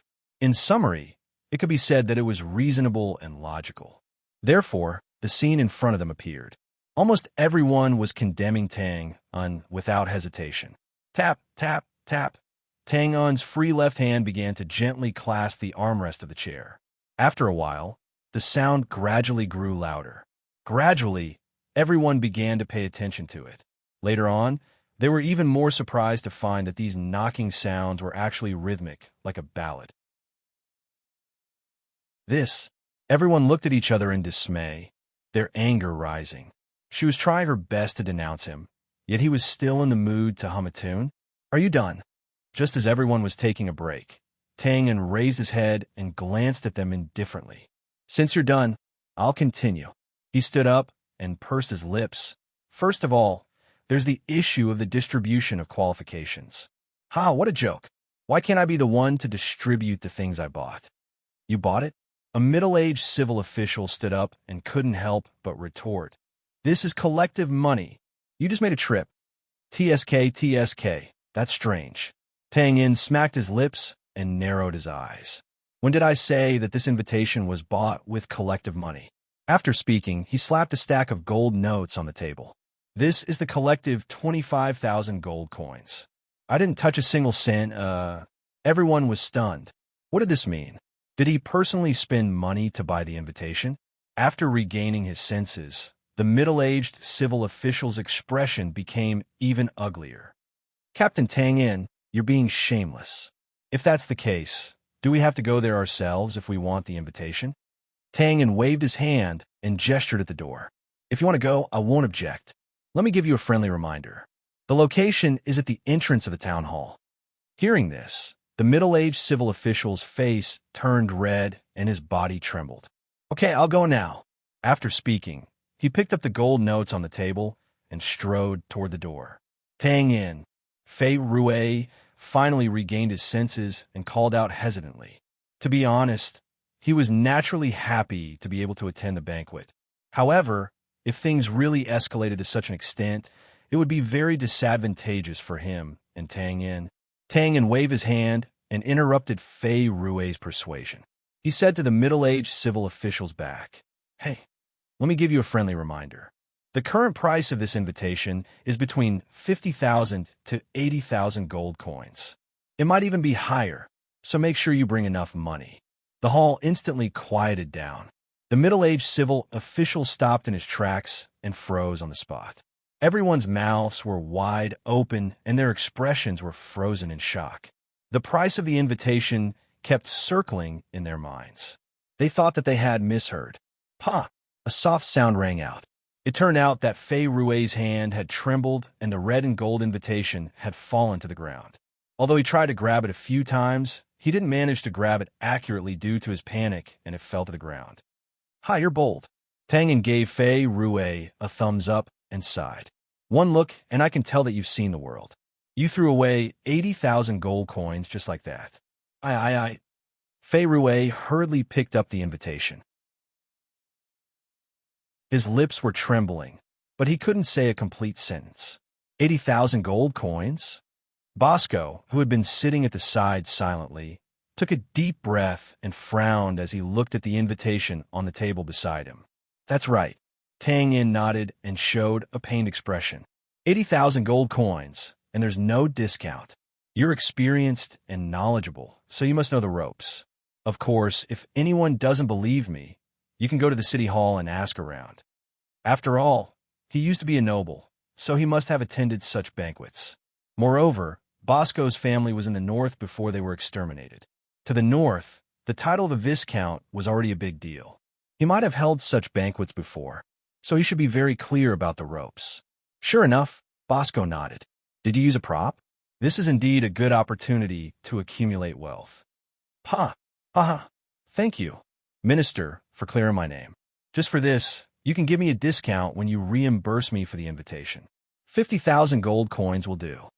With a snap of his fingers, Tang Yin turned around and said, As for the other 2 invitations, you don't have to reimburse me. Consider it as my personal contribution. Otherwise, people will say that I'm spending the collective's money. The middle-aged civil official's breathing became rough, and his chest heaved up and down a few times. Finally, he was pulled back and sat heavily on the chair. As for Fei Rui's problem, it's simple. Tang Yin looked around and narrowed his eyes. I think he has the ability to do this job well. Moreover, since I'm spending my own money, it's my freedom to choose who to send. His words were still unpleasant to the ears, but the logic behind it had changed. Everyone's mouth squirmed a few times, but they didn't say anything in the end. How could they refute? Fei Rui's invitation was bought with 80,000 gold coins. What about them? Did they have to do the same? Don't joke around. 80,000 gold coins. It wasn't easy to gather enough money to buy the invitation. How could they spend money to buy an invitation? Therefore, in the end, everyone could only secretly criticize Twain in their hearts for being so extravagant with money and for not taking the big picture into consideration. At the same time, their gazes towards Fei Rui changed from disregard to envy and jealousy. What kind of dog's it luck was this? Someone was actually willing to spend their own money to send him to the top to enjoy glory. When Tang Yin saw everyone's expressions, his heart skipped a beat. He continued, Oh right, there's something I have to say. Fei Rui's invitation was set by me. If it's taken by someone else in the end, let's not talk about other things first. The 80,000 gold coins will have to be reimbursed to me. Without a doubt, this confirmed Fei Rui's qualifications and also dispelled the thoughts in everyone's hearts. One had to know that although the invitation had been set, there were many tricks that could be played. Furthermore, if one said that the big picture was more important, Fei Rue would have no choice but to give up his invitation. Tang and Fei Rue suddenly stood up. His lips moved, and he solemnly bowed. There were some things that Tang and could say because he didn't care about the people here at all. On the other hand, Fei Rue couldn't say too much. Otherwise, he would agitate others and attract hatred. In the end, he could only bow to express his gratitude. TSK, you're too polite. Chapter 328. Thanks to JHD121 for the tip. This chapter has more than 5,000 words, so I'll publish it all. Since all the preparations had been completed, the next step was to wait for the results. Therefore, in the next few days, the few remaining members of the purchasing team basically stayed at their base and did not go out. Of course, this did not mean that they did not know what was going on outside. Every day, Bernie would make several trips here to deliver the latest items he had collected. Although there wasn't a single valuable item inside, everyone didn't dare to be careless during this critical period. They all carefully sifted through the items. In general, the biggest news these days was about the Temple of Light. It seemed that a messenger from the Holy City had come to Hanshui City. Although he was just an errand boy, he was from the Holy City after all. Therefore, the believers in the city had been running to the church these few days. They must have received a lot of money for the incense. Oh no, this was called a selfless offering to God. Tang naturally had no interest in this. He had not left the house for the past few days, and other than eating, he spent the rest of his time in the system space. He was fighting against the invisibility skill. Of course, in addition to this, another reason was to avoid Fei Rue. The invitation was something that Twain would not tell anyone about. After all, it was an obvious favor that they owed him. However, not long after, Tang realized that this decision seemed to be wrong. These days, whenever Fei Rue saw him, he would flatter and nod his head. Fortunately, he was not a woman. Otherwise, he would have to sacrifice his body. At first, Tang enjoyed listening to him. However, he got a little sick of it. Later on, he avoided him as much as he could. He even regretted giving the invitation to this immoral guy. Fortunately, these riots were not too frequent. Fei Rue was also very busy recently. No matter how resentful he was, Bosco's direct subordinates still taught Fei Rue the contents of the list and the points to pay attention to in negotiations. There was no other way. Bosco was in charge of the overall situation and needed someone to assist him. Tang did not care about this, so he could only rely on him now. 3 days passed in a flash. The various teams that sold the stolen goods returned one after another. The outcome was not bad. There were no major accidents. Although a small team encountered bandits, the soldiers accompanying them were all elites of the Gray Coat Army. They successfully defeated the bandits without losing many people. The value of these stolen goods was calculated after several parties summed it up. It was a total of more than 2 million yuan, which was comparable to what Tang had casually said before. Although such a huge number was shocking, it was within everyone's expectations. In fact, the value of those treasures was far more than that. If he bought them back from the shops, it wouldn't be a problem to multiply it several times over. However, these things were stolen goods that couldn't be exposed. Coupled with the fact that they were sold in a hurry, it wasn't easy for them to exceed 3 million. Due to the lack of time, the civil officials quickly adjusted the contents of the list according to the money. Then, he took out some things to buy to make himself look presentable. After all, he was attending a high-class banquet. If he dressed shabbily, it was likely to cause unnecessary trouble. It would be awkward if he couldn't even get through the door. Besides, the seller had chosen to negotiate here with the intention of seeing their foundation. As such, he naturally couldn't be careless.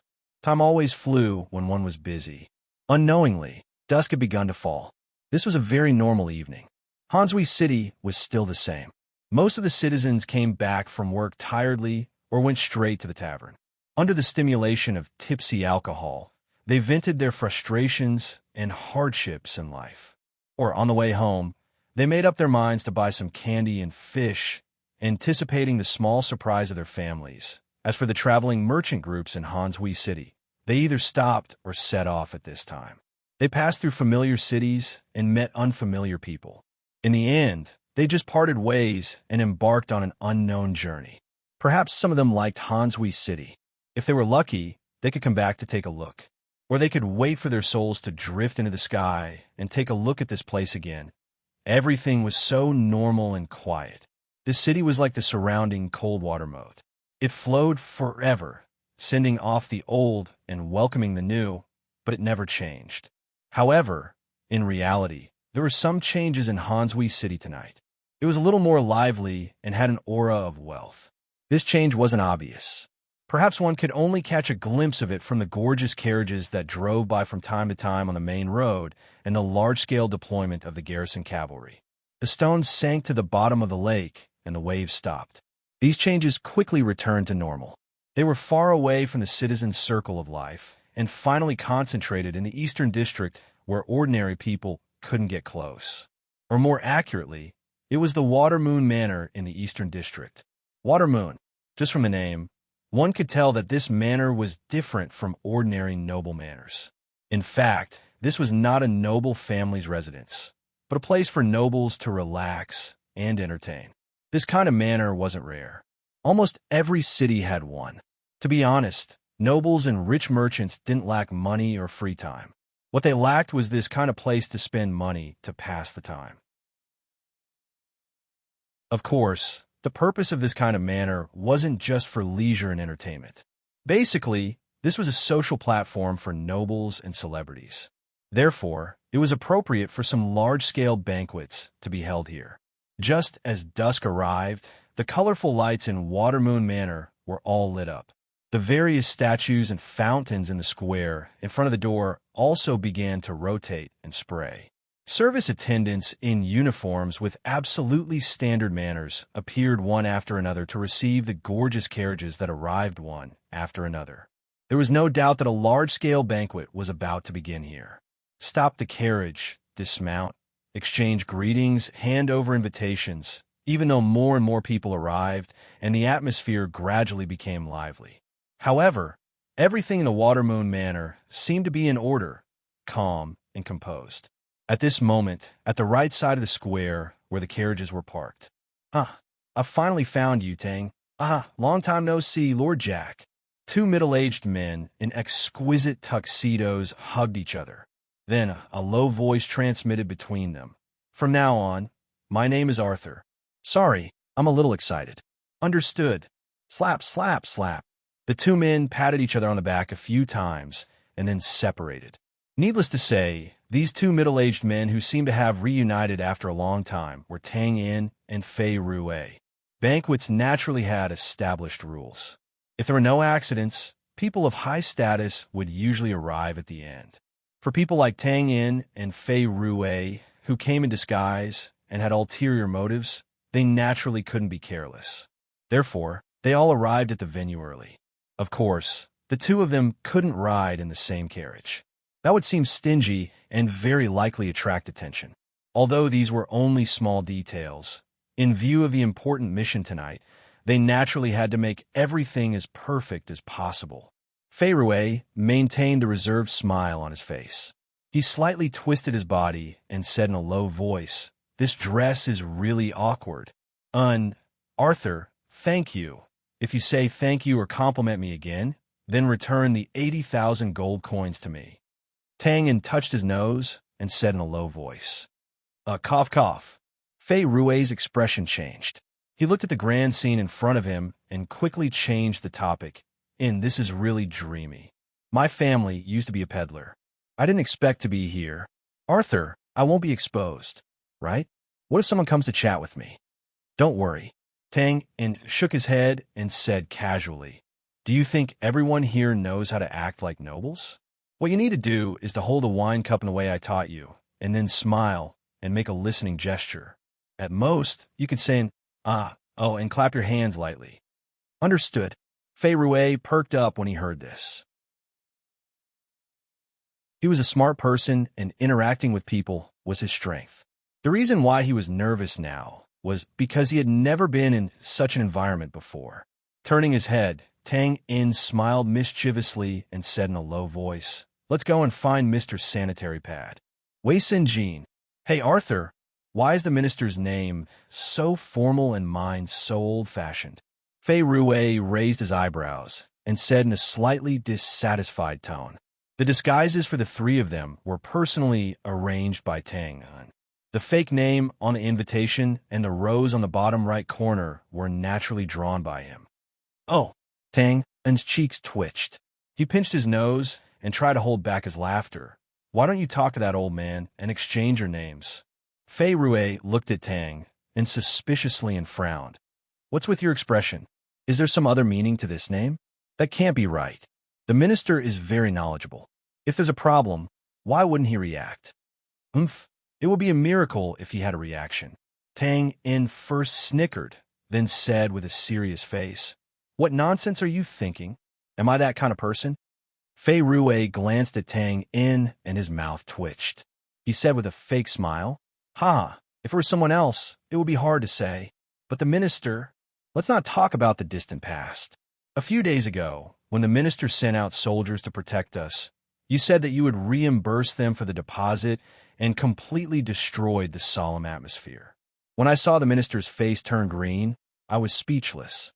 Tang In touched his nose and said, Well, you're overthinking it. Overthinking it? I can lie to others. Fei Rui curled his lips in disdain. He then lowered his voice and said, Arthur, are you really irreconcilable with the minister? Tang In tilted his head and looked at Fei Rui. He then pinched his chin and said, Some things are hard to say. If it's just a small conflict, I don't need to do anything. That sly old man will avoid it and not provoke a hothead like me. But the reality is that some of my actions will involve him, and his goal may be blocked by me. Irreconcilable. I understand. Fei Rui sighed and nodded heavily. Haha, actually, you don't have to make a choice, Tang In said casually with a chuckle. Fei Rui shook his head and smiled bitterly. How is that possible? After accepting so many benefits from you, the minister, that old man must have labeled me as an enemy. And since I've accepted and accepted, what kind of person would I be if I continued to benefit from both sides? Tang In shook his head with a smile and didn't say anything else. As mentioned before, getting along with people was Fei Rui's strength. He could be said to be smart or scheming. No matter who it was, this was a character who gave the impression of a good person. But now, Fei Rui had undoubtedly broken his usual principles and clearly stated his position. He chose to stand on Tang In's side and become an enemy of Bosco's. Although Fei Rui was just a small character now, it sounded a little pretentious to say all this. But Tang In wasn't the kind of person who cared about the other party's identity. Although he didn't say anything, he recognized this smart friend in his heart.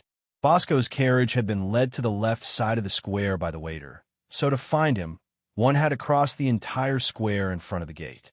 At this moment, there was a sudden commotion not far from him. The people around heard the commotion and subconsciously turned their heads. On the left side of the square, a group of nobles and rich merchants didn't gather together due to their reserved nature. However, the faint presence of their entourage made them look imposing. At the front of the crowd, a silver-haired old man responded to everyone's greetings with a smile. From his clothing, temperament, and the time of his appearance, it could be seen that he wasn't a great noble. But the surrounding nobles and rich merchants all rushed to nod and greet him, looking quite enthusiastic. Elder Hua is also here. Tang In's eyes moved slightly and said softly as if he was thinking of something. Elder Hua was naturally Hua Isi of Coldwater City's Yatang shop. It was expected that he would come here. Although he was only a merchant and a shop owner, Hua Isi's status in Coldwater City wasn't low. However, Huai's actual status in Coldwater City was not low. In fact, he was not inferior to some of the greater nobles. The degree of need determined the value. Although the nobles were full of elegant taste, it didn't mean that they didn't like money. If they didn't have money, it would be difficult for them to be elegant with their taste. Not to mention the rich merchants. The Atang Chamber of Commerce was simply a miracle in their eyes. Now, as long as they were associated with the name Yatang, the result would be a big profit. From this point of view, it wasn't strange that there was a crowd in front of them. With Tang Un's current appearance, it was naturally impossible for him to greet Hua Isi, so he only glanced at him from afar and continued to walk to the square on the left with Fei Rue. Although there were many people here, it didn't take much effort to find him. After all, the disguise was done by Tang Un. After a while, they saw Bosco next to a fountain. TSK, as expected of someone who used to be in this circle. Fei Rue smacked his lips and shook his head with emotion. It turned out that Bosco had formed a small group with a few nobles and was chatting with each other. And it was obvious that Bosco was the one who took the initiative to speak. Along with his hand gestures, the people around him all listened attentively, and the atmosphere was very harmonious. In comparison, Fei Rue's previous nervousness was undoubtedly inferior. He couldn't help but be impressed. In fact, this scene couldn't be more normal. Bosco was originally a noble. Although he had been away from this environment for some time, he had lived in this circle for most of his life, and some things had been imprinted in his bones. And Tang In also considered this when he disguised himself. So he only changed the shape of his face slightly and created the identity of a viscount from another city. In this way, with his scheming, it was easy for him to become the center of attention among the nobles. Bosco probably saw Twain and Roland standing not too far away. After saying a few words, he excused himself and saluted before getting away and walking over to them. Tang In went up first and bowed solemnly. Lord Viscount Sanitary Napkin, long time no see. He and Fei Rue were disguised as merchants, so of course they had to bow when they saw a Viscount. And Tang In had a bit of bad taste, so they naturally couldn't miss it. Oh, so it's Sir Arthur. Bosco's face showed an appropriate amount of surprise as he politely returned the greeting. Keep pretending, be careful that even the sanitary napkin won't be able to keep it up. Wah! Tang In's face was tangled as he lowered his head and tried hard to hold back his smile. Of course, the villain in his heart was rolling on the ground and laughing out loud. While Fei Rue went up to greet him, Tang In relied on the professional facial expression training of an assassin to maintain a calm expression and whispered, Lord Sanitary Napkin, you're revisiting an old place, right? How is it? Do you feel different? It's really a little different. As if he didn't notice the subtle sting in Tang Un's words, Bosco chuckled and shook his head. He looked at the scene in front of him and whispered to himself, if my family hadn't been punished and encircled, I would probably be one of them. Every day, I would rush to parties and banquets and spend my life in the foam of wine glasses. TSK, it's really sentimental. Tang In smacked his lips and then narrowed his eyes. Lord Sanitary Napkin seemed to be chatting happily with a few noble friends just now. I'm just inquiring about the news. The theme of this banquet seems to be the Holy City emissary rewarding the clergymen who have performed meritorious deeds. Bosco said casually, then raised his eyebrows and looked at Tang In. Your Excellency Arthur, don't tell me you think I'm going to betray you. I wouldn't dare. This isn't my job. Of course, if someone really betrays you, I don't mind sending him on his way. Tang In curled his lips and said, I just want to remind Lord Sanitary Napkin that today is different from the past. Your identity is fake, so please don't do anything that will make you the center of attention. Otherwise, an accident will be detrimental to the transaction. The seller chose to make the transaction here because he had to check the identity of Tang In and the others. If Bosco attracted attention, who knew if there were no fake nobles in the city? If his identity was exposed, it would inevitably cause an accident in the purchase plan. Bosco patted his head and didn't care about the killing intent in Tang In's words. He said apologetically, I'm sorry, my previous habit was too strong. In, I will pay attention. That's best. It's getting late. Lord Sanitary Napkin, please. There was no doubt that Tang Un's words were to solidify the name of Bosco Sanitary Napkin. Bosco was naturally unaware of this. He nodded reservedly and took the lead to walk to the door.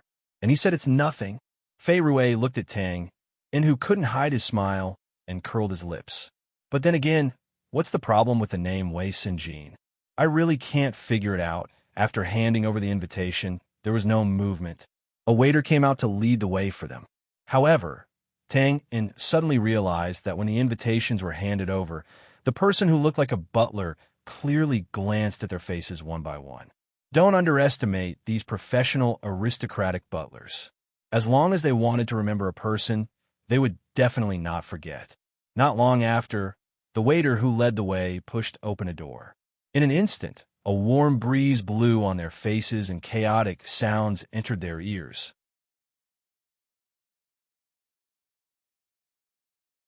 Chapter 329. Bowing to thank my book friend Moon Doe for the tip. Your support is the driving force of a raccoon. Thank you again. Behind the door was the banquet hall. There was more than one room in the hall. There were 3 side halls separated by a short corridor. The functions were different. The main hall was usually for socializing or announcing important events. The other side halls were for entertainment, meetings, and so on. Although the functions were different, there was not much difference in the decorations.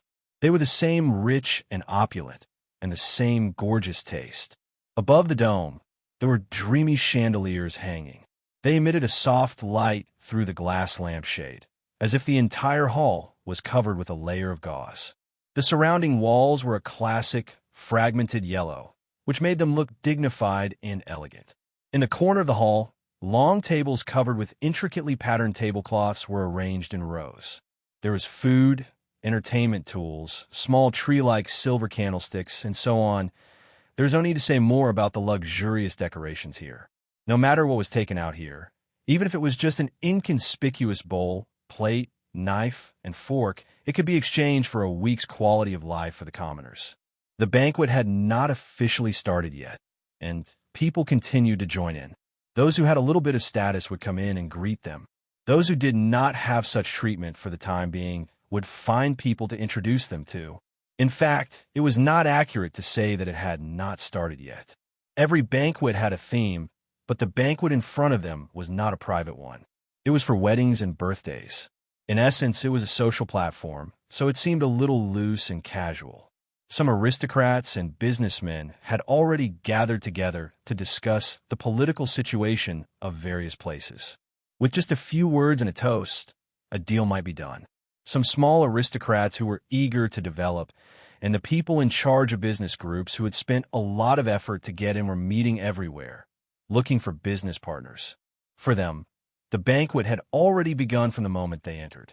Of course, politics and business were the men's business. Few ladies were interested in it. They were basically in groups of 3 to 5, covering their mouths and laughing, talking about where the clothes and cosmetics were better, where the new shops were opened, and where to go together in the future, and so on. Naturally, they would also talk about men. For things like beautiful women and handsome men, as long as the aesthetic was still there would never be a lack of topics. In essence, the lives of nobles were empty, especially for women. They had too many interests that could not fill the empty time. In the end, this blank space would often be occupied by instinctive desires. Therefore, there had always been rumors that the aristocratic circle was corrupt. Although there was no serious discrimination between men and women in this world, men could find prostitutes without feeling guilty, but women couldn't. This sounded a little unreasonable, but please don't ask for the reason behind it, because it could even be written into a book. Fortunately, there were countless gatherings among the nobles. This was a time for the noble ladies to enjoy themselves. The young noble lady looked at the handsome man in the center of the field with a reserved expression. The noble women, on the other hand, were much more open-minded. They unscrupulously made fun of the men's fighting prowess in bed. If a man and a woman met each other's eyes and made an appointment to find a secluded place, or if they really fell in love at first sight and couldn't hold back their passion, there were plenty of bushes and gardens outside the hall. Although there was a slight cold wind, it did not prevent them from having a lingering battle. Cough, cough. In short, this was a matter of love and elegance. The place was bustling with people who treated each other with respect. It was lively but not noisy. This was the banquet of the aristocratic circle where everyone took what they needed. Holding a glass of wine, he walked and stopped, nodding to the people around him in a familiar and polite manner. Sometimes, he would even stop and exchange a few words. After a while, Tang In roughly walked through the entire banquet hall. After entering here, Tang In separated from Fei Rue and Bosco. The banquet had not started yet, so the mysterious seller naturally would not contact them so quickly. With Tang Un's ability, it was easy for him to blend into this environment. Even now, as long as he was given time, he could even recall the names of half of the people here. Of course, this was not important. According to his observation, the security of this banquet was quite good. Although he did not see any guards in front of him, this was just a facade. It was only because they had an invitation card that they could enter. Otherwise, there would be countless guards outside who could stop the uninvited guests. Moreover, not far from the manor, a large number of cavalry guards were also on standby. Of course, this did not mean that this place was impregnable. As long as it was a defense, there would definitely be a loophole. If Tang In wanted to enter without an invitation, well, he should be able to do it, but it would take a lot of effort.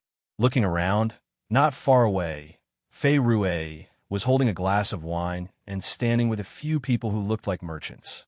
Although they only spoke occasionally and spent most of their time listening, the feeling of blending in was already very good. The atmosphere was also very good. For someone who had just come into contact with this kind of environment, this was already a rather eye-catching performance. With such talent, there was no point in being envious. Tang In sipped the wine in his glass, shook his head, and sighed with emotion. The first time he came into contact with this kind of environment was at Winston's small gathering in Lion City. His performance at that time was also very good. But at that time, because he had received professional training and had simulated it many times in the system space.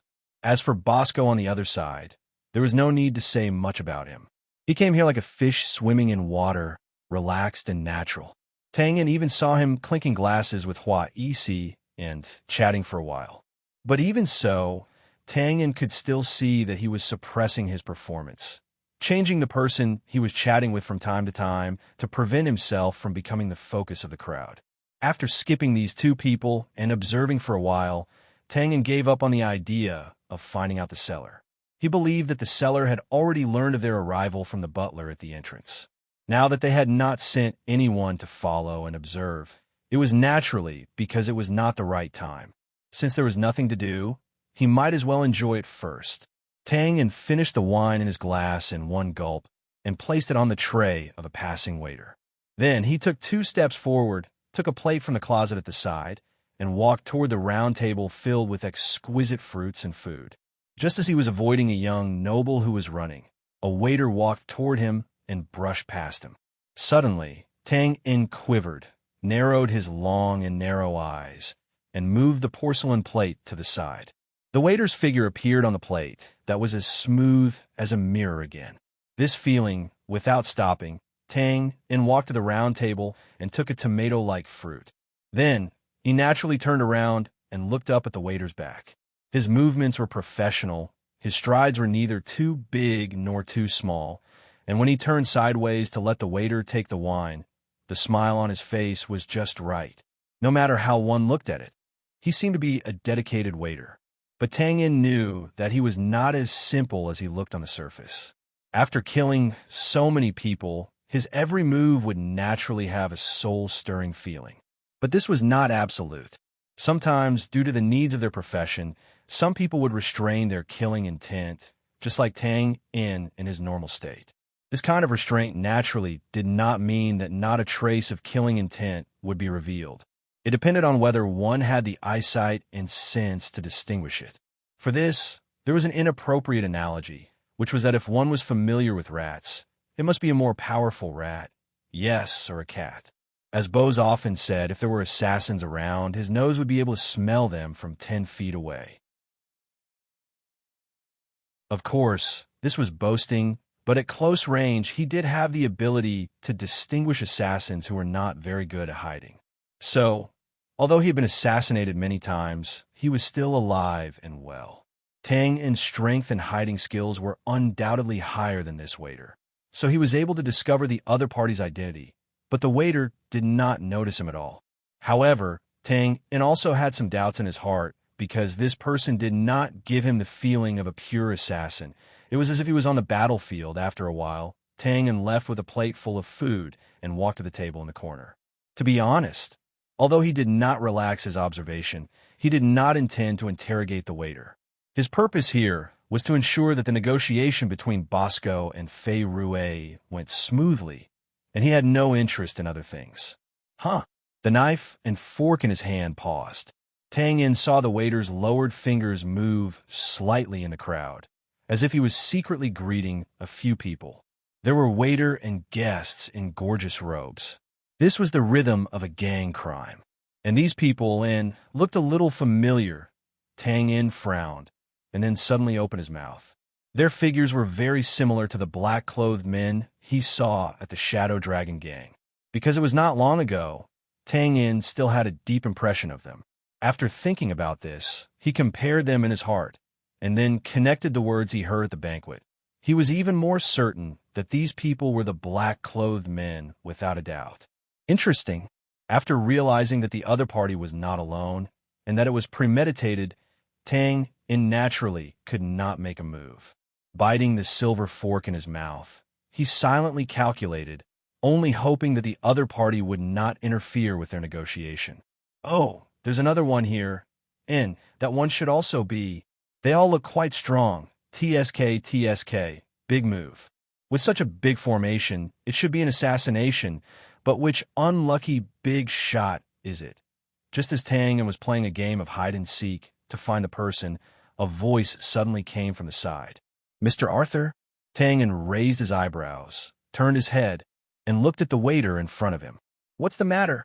Sorry to disturb you. There's a mister looking for you over there. The waiter bowed and pointed to the right. That was the side hall, and Fei Rue had run over there at some point. At this moment, he was looking over from the crowd. After meeting Tang In's gaze, he nodded, looking a little anxious. Thank you. Tang In nodded to the waiter, then got up and walked over through the crowd.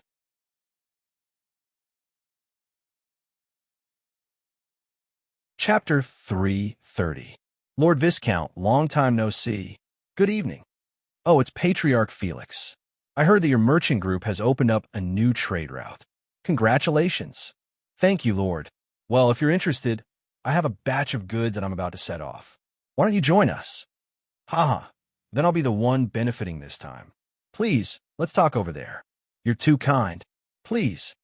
As time passed, the number of people entering the hall gradually decreased.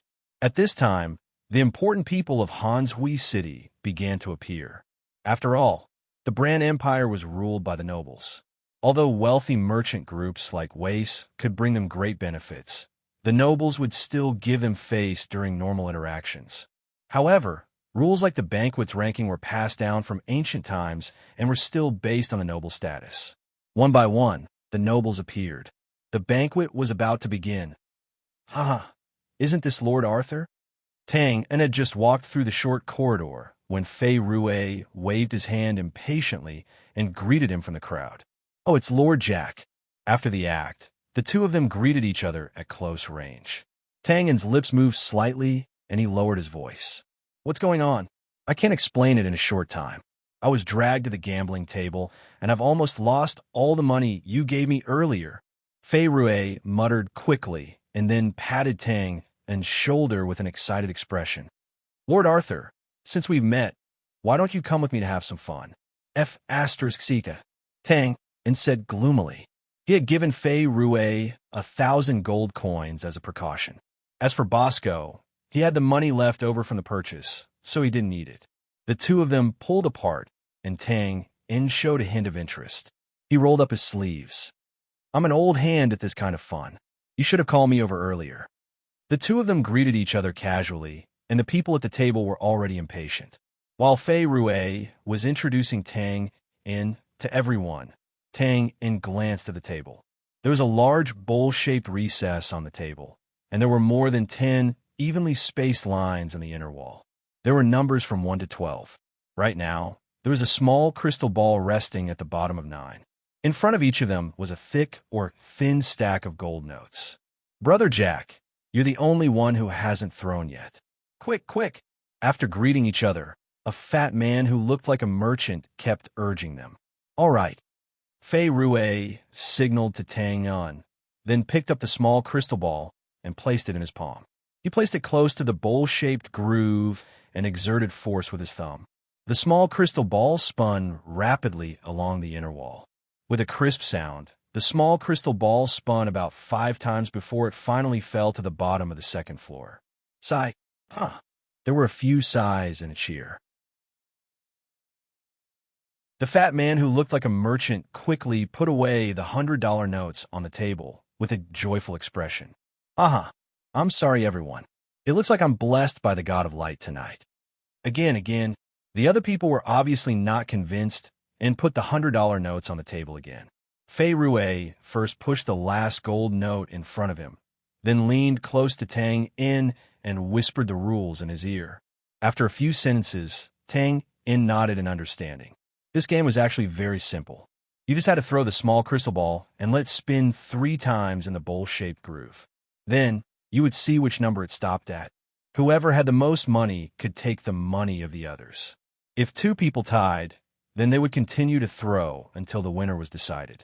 As for the rules, if the small crystal ball didn't spin 3 times, or if you used too much force and slipped out of the groove, you would be eliminated. As he spoke, Fei Rue threw again. This time, it stopped beautifully at 2. The chances of winning were slim. F***, how stupid are you? Tang In touched his forehead and patted Fei Rue's shoulder. He secretly stuffed another stack of gold notes into Fei Rue's hands. "Everyone," Tang In bowed and looked at the entertainment props on the table excitedly. "How about counting me in?" "Oh, Brother Arthur is also interested?" The fat man waved his hand with a red face because he won another round. "It's okay. It's more fun with more people. I have no objections." "I have no objections either. Let's start." There was a total of 8 people at the table, including Tang In. None of them expressed any objections. Therefore, after Tang In slapped a gold note, he immediately joined in. He was behind Fei Rue in the order, which was the last. Soon, under Fei Rue's speechless gaze, the small crystal ball stopped at 2. "Huh!" Everyone couldn't help but laugh. Then, Tang In picked up the small crystal ball and played with it for a while. He approached the groove and threw it casually. 12, 12. Huh? Amidst Tang In's repeated exclamations, the small crystal ball spun 4 times before landing on number 2 that it had just stopped at. "Ha! You guys are really brothers in distress. Ha! 12 slots consecutively. What kind of heaven-defying, tragic luck was this?" This kind of coincidence made the others hold their stomachs and laugh. "Ha! How dare you say that I'm stupid?" Arthur, Fei Rue had a gloating expression on his face. However, when he got closer, he whispered, "Are you confident? Why don't we find an excuse to leave?" Fei Rue had lost 1,000 gold coins previously. He wasn't like the other rich nobles and didn't care about this. He called Tang In because he wanted to turn the tables. However, from the looks of the current situation, it was useless to be strong. "No worries," Tang In replied in a low voice. Then, he waved his hand and acted like he was unwilling to give up. Again, who would win money right off the bat? Wasn't this clearly trying to ruin the game? Moreover, he had never played this game before. The weight of the small crystal ball and the circumference of the bowl-shaped groove could only be estimated. He wasn't sure. Even so, Tang In's casual throw just now was actually supposed to land on 1. However, there was an error and it landed on 2 like Fei Rue. The second round started again. Everyone's numbers appeared one after another. Before Fei Rue, the fat merchant had the highest number. He had thrown a total of 10. It was obvious that this was a very high number in the game. It was almost certain that he would win. Fei Rue wiped the sweat off his forehead. To be honest, he was really nervous.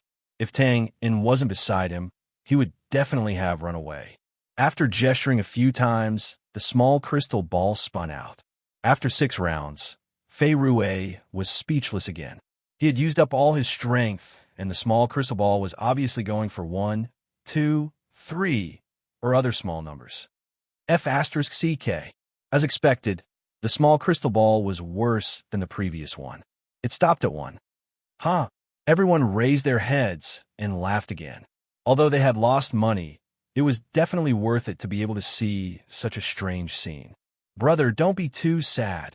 With a pained expression, Tang In patted Fei Rue's shoulder and took a deep breath. Your sacrifice is definitely worth it.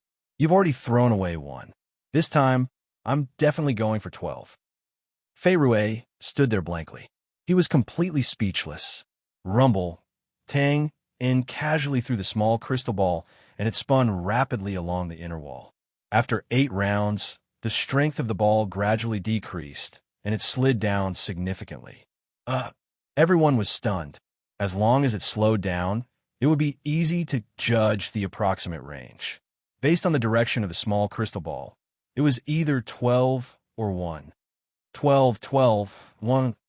This was the charm of gambling and competition.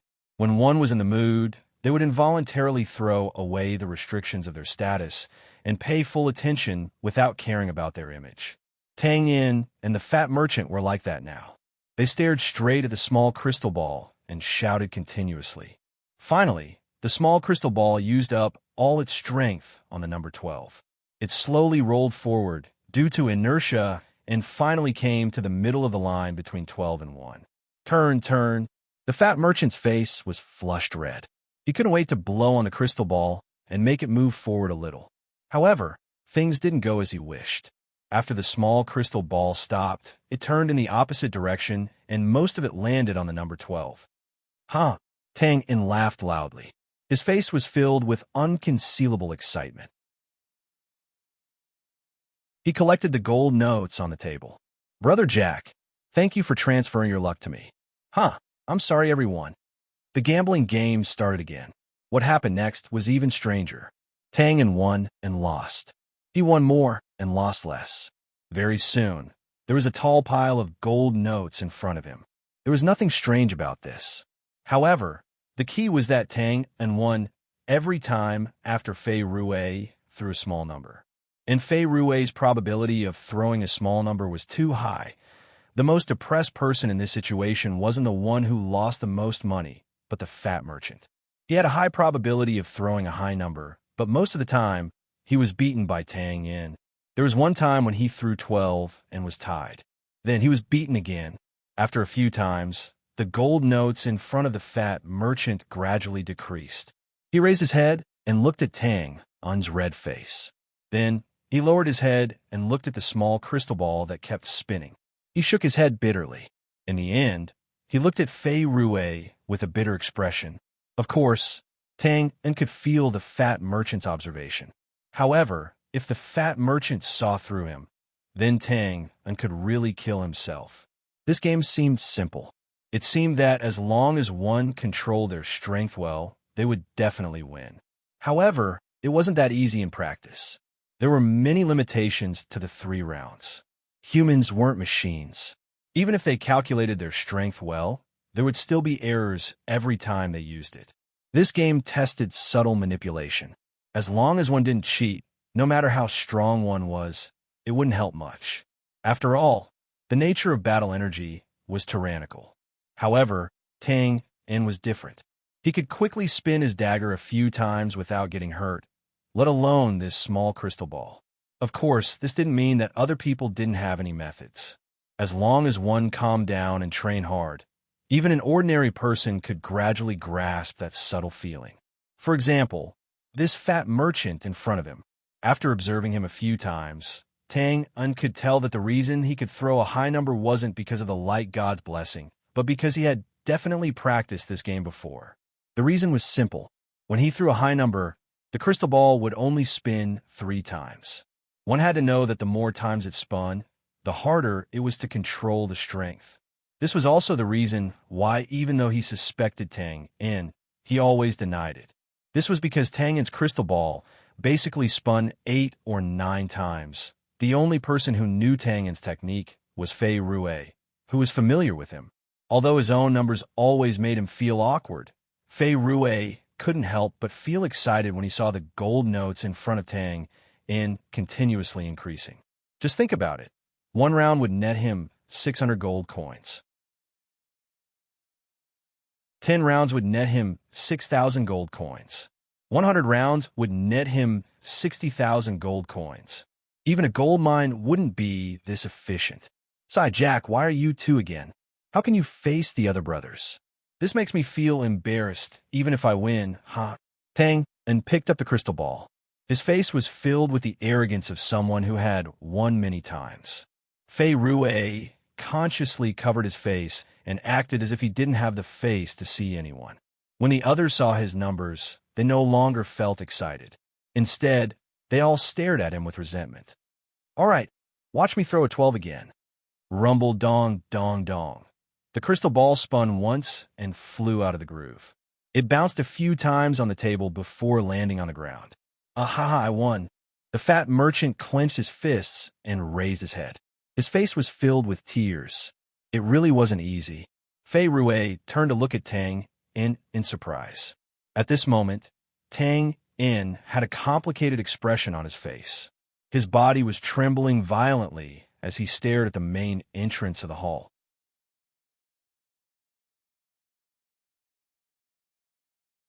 Chapter 331. There hasn't been any major events in Hansui City recently. Well, it seems that a messenger from the Holy City has come here and caused quite a stir. The theme of this banquet is the Holy City Messenger's commendation for meritorious clergy. Following the commotion at the entrance, almost all the important figures in Hansui City had arrived. At this time, the banquet was about to officially begin, and the gambling in the side hall naturally dispersed. Tang In followed the crowd to the main hall, and the information that Bernie and Bosco had told him flashed through his mind.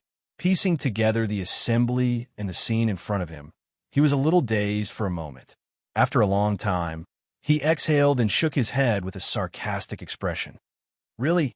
I've searched high and low for you. What? Fei Rue looked around and came closer. He lowered his voice and asked, Tang In, what's wrong? Nothing. Tang In took a small breath and looked at the conspicuous red robe in the hall. His long and narrow eyes narrowed slightly. I accidentally, bumped into an old friend. Fei Rue looked at Tang In strangely and tightened his clothes. For some reason, he suddenly felt that the warm hall seemed to have entered a chill, swirling around and fermenting around him. He shook his head and did not continue to ask. In the hall, an old man in gorgeous clothes was giving an opening welcome speech. This was the mayor of Hansui City. Usually, this kind of thing would not be done by him. It should be another noble giving a speech, and then he would go up and do it. However, there was someone more important than him in the hall now. In order to show respect, it was naturally appropriate for him to give the speech. Soon, the mayor finished his speech and waved his hand in an inviting gesture. Applause sounded in the hall. A middle-aged man in a holy robe walked out and nodded with a smile on his face. From the whispers of the surrounding people, Tang In quickly learned the identity of this middle-aged man. He was the messenger of the Holy City who had arrived a few days ago. Thank you. The messenger of the Holy City made a gesture unique to the Temple of Light in front of his chest and bowed. On behalf of the Temple of Light, I extend my greetings to all of you. He separated his palms, and a milky white halo quickly covered the entire hall amidst the exclamations of the crowd. Tang In reached out and touched the light. He felt that the lake in his heart suddenly calmed down and the wind didn't wrinkle it. There seemed to be a faint sound of music coming from beside his ears. A bright figure faintly appeared in front of him. The banquet hall was completely silent. Everyone's expression was calm and serene. In this kind of atmosphere, money, fame, and other things seemed to have become unimportant. Mind magic? Petty tricks. Tang In's eyelids drooped as he snorted inwardly. Even though Tang In had already seen through this trick, he did not reject it. He was worried that his uncontrollable killing intent would explode, and he could use this opportunity to calm himself down, so as not to alert the enemy and be sensed by the woman in silver armor in the crowd in front of him. Tang In tilted his head and looked back. He discovered an interesting situation. He didn't know if it was because the messenger's level was low, or if the magic itself was like this, but the milky white light couldn't penetrate the barrier. However, it was fortunate that they only needed to come into contact with it slightly. Therefore, those who were previously blocked had to move their positions and reveal themselves. However, among them, there were more than a dozen people who were hiding behind the others. Although this movement wasn't obvious, Tang could still see it because he was standing at the back. Among these people who were hiding behind the light, there were a few people in black that he had recognized earlier. This was worth pondering. The messenger of the holy city only used mind magic. At most, it had a little bewitching effect, but it didn't have any lethality at all. But why were these people hiding? Could it be that they were afraid? But then again, could their target be? Tang looked up at the red and silver figures in the crowd in front of him, and the corners of his mouth twitched. This was getting more and more interesting. While Tang was secretly thinking about the possible direction of this matter, the people on the other side had already woken up from a dream. They were all gesturing in front of them, and the hall was instantly filled with praises for the god of light. Slightly raising his hand, the hall quieted down. The messenger of the holy city took out a golden scroll and turned around. This time, I've come with the order of commendation from the Radiant Union. Now, let's invite Sesman, the inspector of the Four Directions, and Holy Knight Commander Sylvia, who have just returned from the front lines. Clap, clap, clap. Thunderous applause sounded again, and the band in the corner began to play the hymn of the God of Light. The atmosphere in the hall reached a climax in an instant. While clapping their hands, the people looked at the two people who had walked into the hall with reverence. Since the establishment of the Bran Kingdom, the Kingdom of Bran had implemented a political system. After so many years, the imperial power of the kingdom and the theocracy of the Temple of Light had long been inseparable. When each Bran emperor was crowned and ascended to the throne, the Pope personally put on the crown. Therefore, the status of the senior clergy was extremely high and was not inferior to the great nobles at all. This was also the reason why the mayor of Hanshui City had personally come out to give speech. Tang didn't clap his hands. Instead, he narrowed his eyes and quietly looked at the two people he hadn't seen for a long time. Sesman was wearing a red robe and holding a magic wooden staff. His face was full of wrinkles, and he smiled and waved his hand in response to the applause of the crowd. In Tang's impression of him, there were some changes not in his image, but in his external temperament. In the past, Sesman lived like a prince. Although he had the strength of a great magician, he couldn't even use half of it in actual combat. But now he obviously had the aura of a battlefield. Thinking of what the messenger of the holy city said just now, Sesman had obviously experienced many battles during this period. Of course, his hypocritical smile didn't change. It was still as annoying as ever. Sylvia didn't change much. She was wearing the silver-white armor of God's grace and holding a flaming spear engraved with golden runes on her back. Wheat skin, hard outline, serious manner. She was still as heroic and domineering as before. This was the Flower of Nights. Most of the applause in the hall was for her. It had to be said that Sylvia's image had been deeply ingrained in the hearts of the people. No matter how beautiful she was, the men only admired her, and it was difficult for them to have any blasphemous thoughts. As for the noble ladies, of course, they didn't have such complicated thoughts. They were jealous of Sylvia's beautiful appearance, but they were even more envious of her outstanding temperament. That was a world they would never be able to come into contact with. There was a lot of content on the Golden Scroll. After the lengthy words praising the God of Light at the beginning, the content was to award 2 silver pendants of the God of Light and promote her rank. The pendants were still okay, although they were also very important and were important qualifications for promotion in the future. Their effect was not obvious yet. The promotion of the latter was worth celebrating. It was like the promotion of a viscount to an earl. The practical effect was obvious. Warm applause sounded again. Sylvia's expression didn't change. She quietly bowed and accepted the reward. Sesman on the other side was different.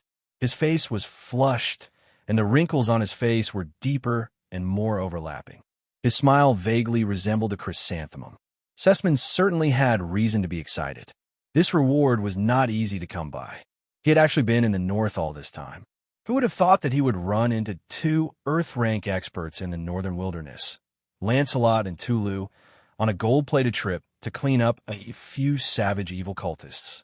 In the end, not only did he almost lose his life, he also lost a lot of men and let the other party escape. Such a battle record was undoubtedly a stain on his resume. After he finally escaped from the forest, Sessman was depressed for a long time. Then, when he was about to pack up and return to the south, he was ordered to stay where he was. Before he could figure out, not long after, war broke out, and he was miserably sent to the front lines. Sessman despaired about this situation. He thought he was being used as cannon fodder. But who would have thought that with Sylvia's protection, they would actually make a few contributions at the front lines? Look, even a commendation order was sent. Such a turn of events made Sessman feel unreal as he pinched the pendant on his chest. He felt like he was floating in the clouds. Could it be that the god of light really favored him? After the announcement of the reward, the banquet officially began. The band played a variety of tunes, and the noble men and women walked hand in hand to the empty dance floor in the middle of the main hall. The nobles talked about the recent political affairs of the empire, and the merchants were still running around, hoping to do a big business. Everything was about the same as before, with some changes coming from the big shots who joined later. Many people gathered around Sessman and the Holy City emissary. In addition to spreading the gospel, Sessman had a lot of fresh things to talk about because he had just returned from the front lines. The crowd did not seem to like listening to this topic, but they would not let go of the opportunity to be on good terms with the big shots of the Temple of Light. Tang declined the invitation to gamble with a few people. He held a glass of wine and sat on a chair to rest, taking a sip from time to time. Out of the corner of his eye, he kept staring at Sessman's figure. In fact, the current situation was a little chaotic. It was undoubtedly a good time for an assassination. However, not only did Tang not make a move, but he also sat there far away. The reason was, of course, not that Sessman's strength was stronger than before. In fact, even if Sessman's strength had increased by one level, Tang was confident that he could kill him in one blow in such an environment. The key now was Sylvia, who had been following him not far away. There were not many people around Sylvia, but this did not mean that she was not beautiful enough or that her status was not important. Needless to say, her appearance could be summed up with one word: the flower of the Knights. As for her status, the Holy Knights were the top force of the Temple of Light, so her status as the head of the Knights was naturally obvious. In fact, in terms of status in the Temple of Light, Sylvia was much higher than Sessman. But even so, not many people would approach Sylvia. Needless to say, as long as they looked into her eyes, it was enough to make most men retreat. It was too sharp, so sharp that it seemed to be able to see through the little bit of dirt hidden in people's hearts. I'm not sure. Tang squeezed the wine glass and tried to calm down the impulse in his heart. Since the last head-on battle, his strength had improved a lot, but he still did not have the confidence to face Sylvia. Now, Tang regretted not bringing the gray space team with him. If David and the others were here, as long as they could restrain Sylvia, his success rate would be much higher. Restrain. Tang glanced at the disguised man in black not far away and sighed in his heart. I only hope that everyone has the same goal. I'm counting on you.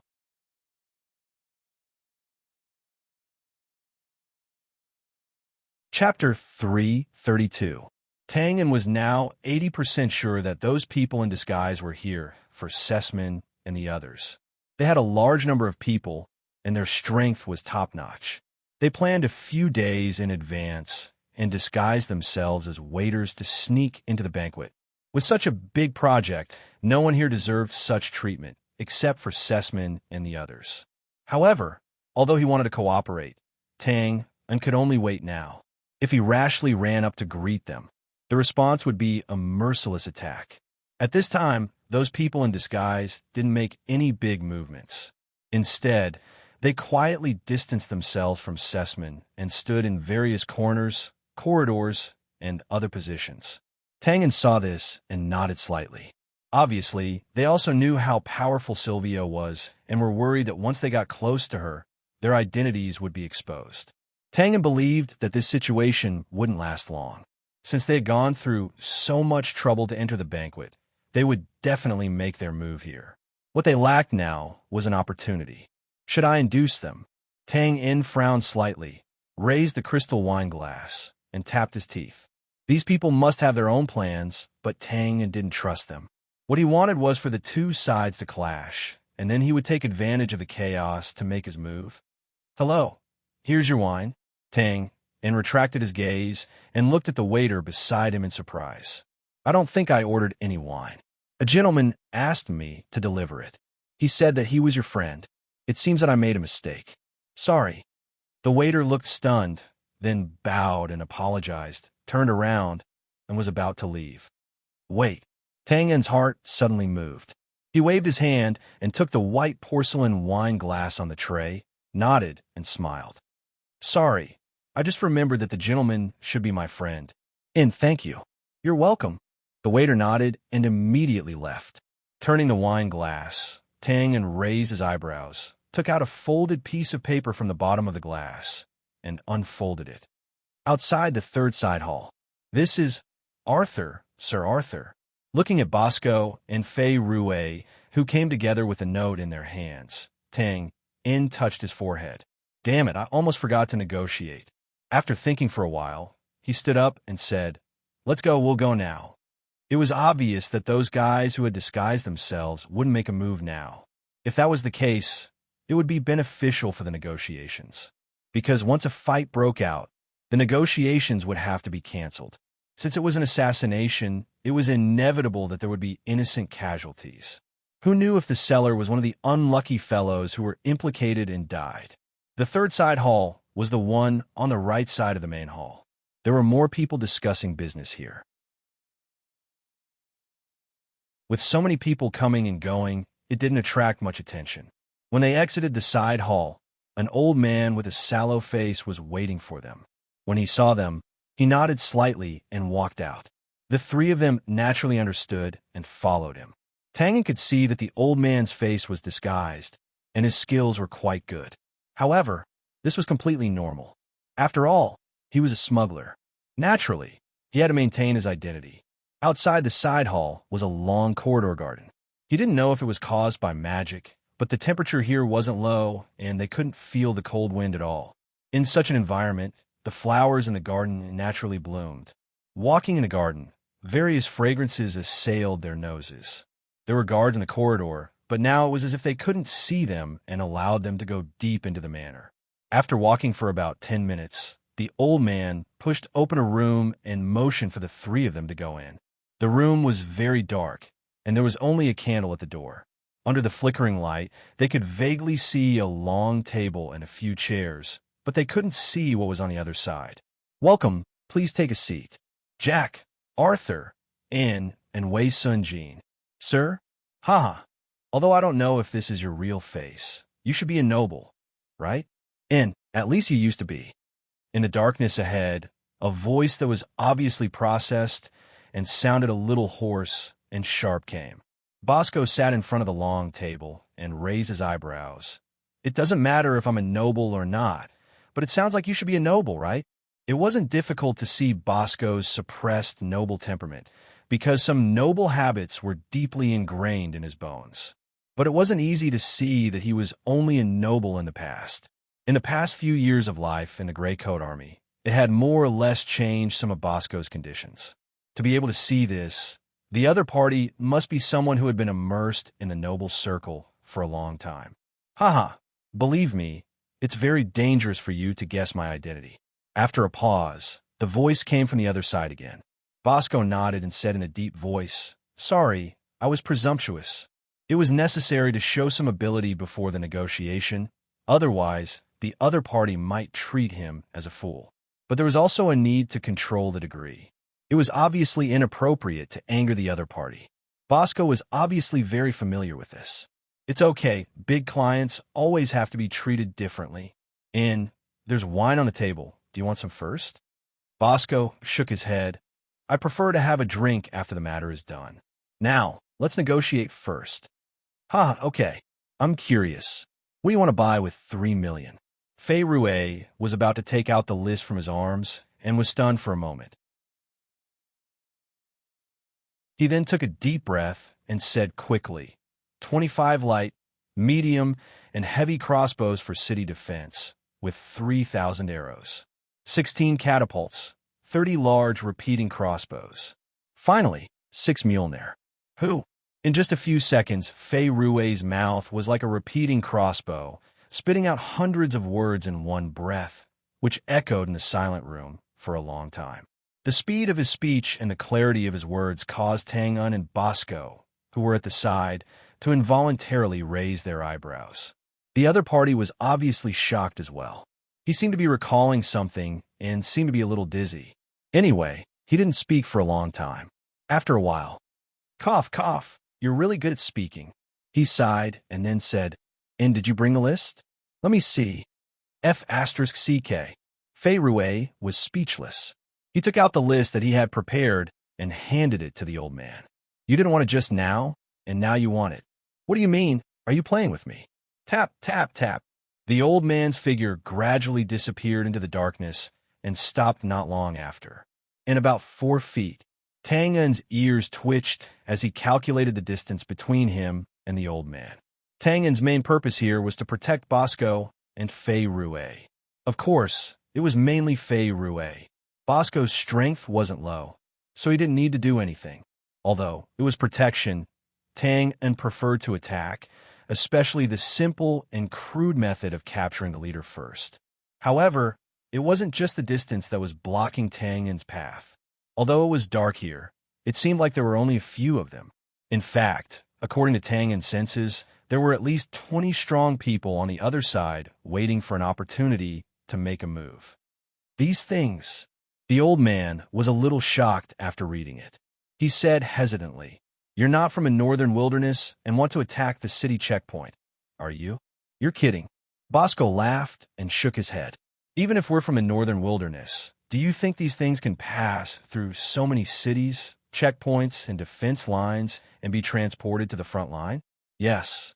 The old man seemed to be nodding in agreement, but thinking that they couldn't see, he added, "Well said." Bosco continued, "You've seen the list. Now we're only concerned about whether you have the strength to get these things." There's no need to provoke us. As long as you have enough money, we can get anything. Bosco's face lit up. "So, we've reached a preliminary agreement? It depends on whether you have enough money. Wait a moment, I'll let someone mark the price of each item. You can see for yourself." Not long after, the old man returned the list again, and there were some unit prices at the back. Bosco and Fei Rue scanned from top to bottom and found that the price was not much different from what they had estimated in advance. "Don't worry, it's definitely the price of the northern black market. You're big customers, so this first business deal is to make friends. The total is..." After a pause, another voice sounded. "The total is 3,002,580 gold coins. Well, although it's the first business deal, I can round it off. How about 3,200,000 gold coins?" Bosco nodded slightly. This was just in line with the price in their minds. "It doesn't seem right." Fei Rue frowned and hesitated for a moment. Finally, he pursed his lips and said, "It should be 3,001,000, 2,580 gold coins." Bosco and Tang Un turned to look at Fei Rue with their mouths agape. This list was placed on the table for less than 10 seconds, and there was no time to calculate it. How did he see the error? The old man obviously thought of this problem and chuckled. You're called Jack, right? I admit that you're really good at talking, but it's not a good habit to speak without thinking. What if he's right?" Tang Un looked at Fei Rue with admiration and then said loudly, "Do you dare to round it off according to the previous agreement?" You're trying to provoke me again. Good.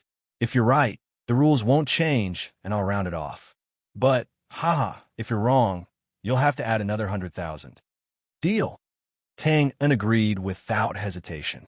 Tang, Arthur Usai, Fei Rue couldn't remain calm when it came to 100,000 gold coins.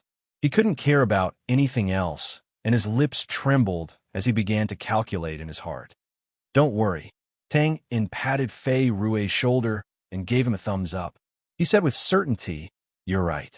Tang En was so sure because he had just recorded the list into the system and entered the system space to see the result that appeared. It was exactly what Fei Rue had calculated. At this moment, Tang En also remembered that Fei Rue said that he was sensitive to numbers. How was this sensitive? This was clearly against the heavens. Swish, swish, swish in the dark and silent room. One's hearing was always the most sensitive. The sound of a feather brush sweeping across paper gradually came from the opposite side. And from the sound of it, it seemed that there was more than one person calculating after a while. 319. Impossible, impossible. I must have calculated wrongly. I must have. I'm 319 too. Me too. Impossible, impossible. Boom, bang, bang, bang. The table on Tang on side shook, and there seemed to be the sound of a chair collapsing. Then, a hoarse and sharp roar sounded. "Impossible, my ass. You've been calculating for decades. I was wondering why my assets were getting smaller and smaller. It turns out that you've calculated everything. Go to hell, go to hell."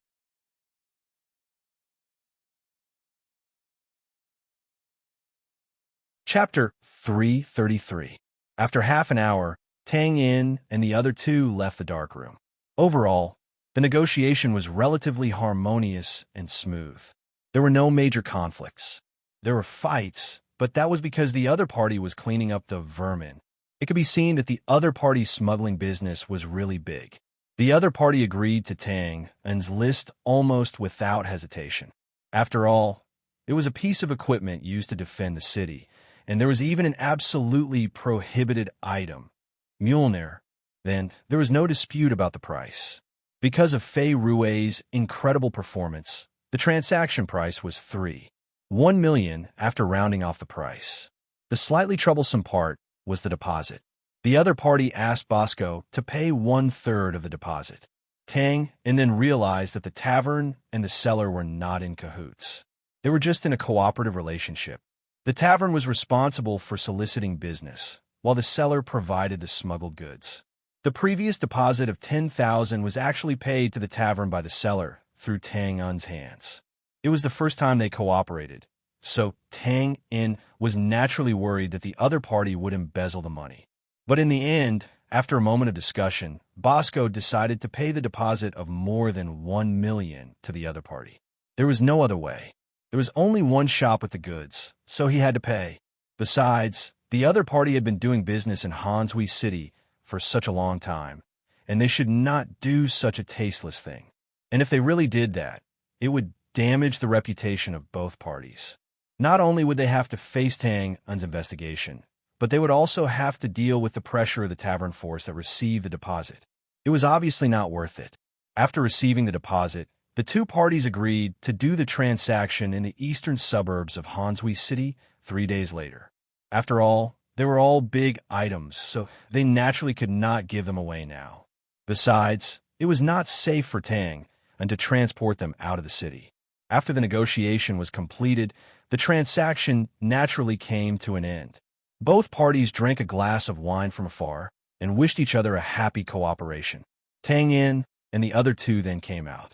Of course, the seller's angry voice came from behind. Fei Rue looked around and asked, "Now, are we going back or to the banquet?" Probably surprised by Fei Rue's amazing performance during the negotiation, Bosco turned his head and said in a gentle tone, "Let's go back to the banquet. Let's celebrate the success of this negotiation." Fei Rue opened his mouth and looked at Bosco in astonishment. If it were in the past, Fei Rue wouldn't have rejected Bosco's kindness, but now that he had decided to stand on Tang In's side, "Let's go back first." Tang In looked at the silent hall in the distance and continued the topic. "There's something wrong with this banquet. I don't think it'll be peaceful from now on." Bosco raised his eyebrows in surprise. "Oh, what's going on? I saw a few people acting strangely earlier." Maybe I guessed wrong, but it's better to leave first. Of course, Tang and wouldn't go into detail about the complicated situation, so he only briefly mentioned it and secretly gave Fei Rue a look. If it was any other time, Tang wouldn't have said anything. He would rather Bosco be in danger. However, with the heavy burden of purchasing on his shoulders, it was obviously not appropriate for him to do such a thing. Oh, no wonder you were a little wary before. Fei Rue immediately nodded in agreement. If that's the case, let's leave this place quickly. Of course, Bosco wasn't so easily fooled, but now that he had a mission and the negotiation was successful, he naturally didn't want anything to go wrong. Therefore, he nodded in agreement. Tang and shook his head. You guys should go. I have to go back. Go back. Well, an old friend is inside. I have to go and remind him. Go back directly after you guys leave. I'll be there soon. Okay, be careful. Fei Rue patted Tang on shoulder and then walked along the corridor with Bosco, bypassing the banquet hall and heading to the door. Phew! Looking at the direction where the two disappeared, Tang let out a long breath. Then, his nose was filled with the fragrance of flowers. With a flick of his wrist, a slight sound of beans being stir-fried was heard. He narrowed his eyes and strode toward the banquet hall. Old thing, it's enough that I've let you live for so long. It's time to return some things. The banquet hall was still lively. In fact, if there were no accidents, this situation would continue for 2 to 3 hours until the banquet ended. Sessman and Sylvia didn't leave. Although they were members of the church, the noble circle of the Bran Empire had a close relationship with the Temple of Light. Since they had borrowed this high-class venue to announce the award, they naturally couldn't just turn around and leave. Besides, if Sylvia wanted to leave, no one would say anything. However, Sessman was originally from a noble family in the south. Whether it was for himself or for his family, he wouldn't let go of this opportunity to get acquainted with the noble merchants in the north. In fact, he had indeed achieved the effect he wanted. Sessman used to be the inspector of the Four Directions. He was already in the middle management of the Temple of Light. Now that he had been promoted, he could be considered to be in the top management of the pyramid. With such a big influence, the surrounding nobles and merchants would naturally try to curry favor with him. Moreover, such relationships were not illusory. As long as he stayed in this position, these connections would be a solid foundation that could be used at will. What was being proud of? What was being complacent? This was it.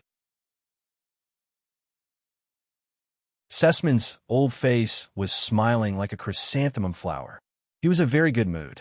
While dealing with the flattery around him, he shared this joy with them. Oh, they definitely couldn't wait to hear the gospel from a big shot like him from the Holy City. Well, Barker, Sessman's guardian knight captain, should be able to handle this. When one got old, one's lust would never fade. Besides, Sessman was a magician, a species with a long lifespan. Even if some of his functions had declined, there were still other ways to assist him. It was no wonder that Sessman had such thoughts. In fact, he had been holding in for a long time in the past few months. When he was patrolling in the south, no matter which large church he went to, it wasn't all forced. Most of the time, it was the result of both sides taking what they wanted. It could be said that they hit it off immediately. However, now that they were in the north, they had been tracking masters in the northern wilderness for the past few months. Not to mention women, it was more likely that they would encounter female animals. In the next few months, they had been in the frontline cities. There were churches there, but their lives were in danger, and Sylvia was always by his side to protect him, so he never had a chance to make a move. However, things are different now. They were in Hansui City, so they naturally had to live in a church. Moreover, they were in the rear city, and the security of the large church had always been good, so they didn't have to worry about their safety. Therefore, they didn't need Sylvia to protect them at all times. Of course, Sessman wouldn't miss such an opportunity.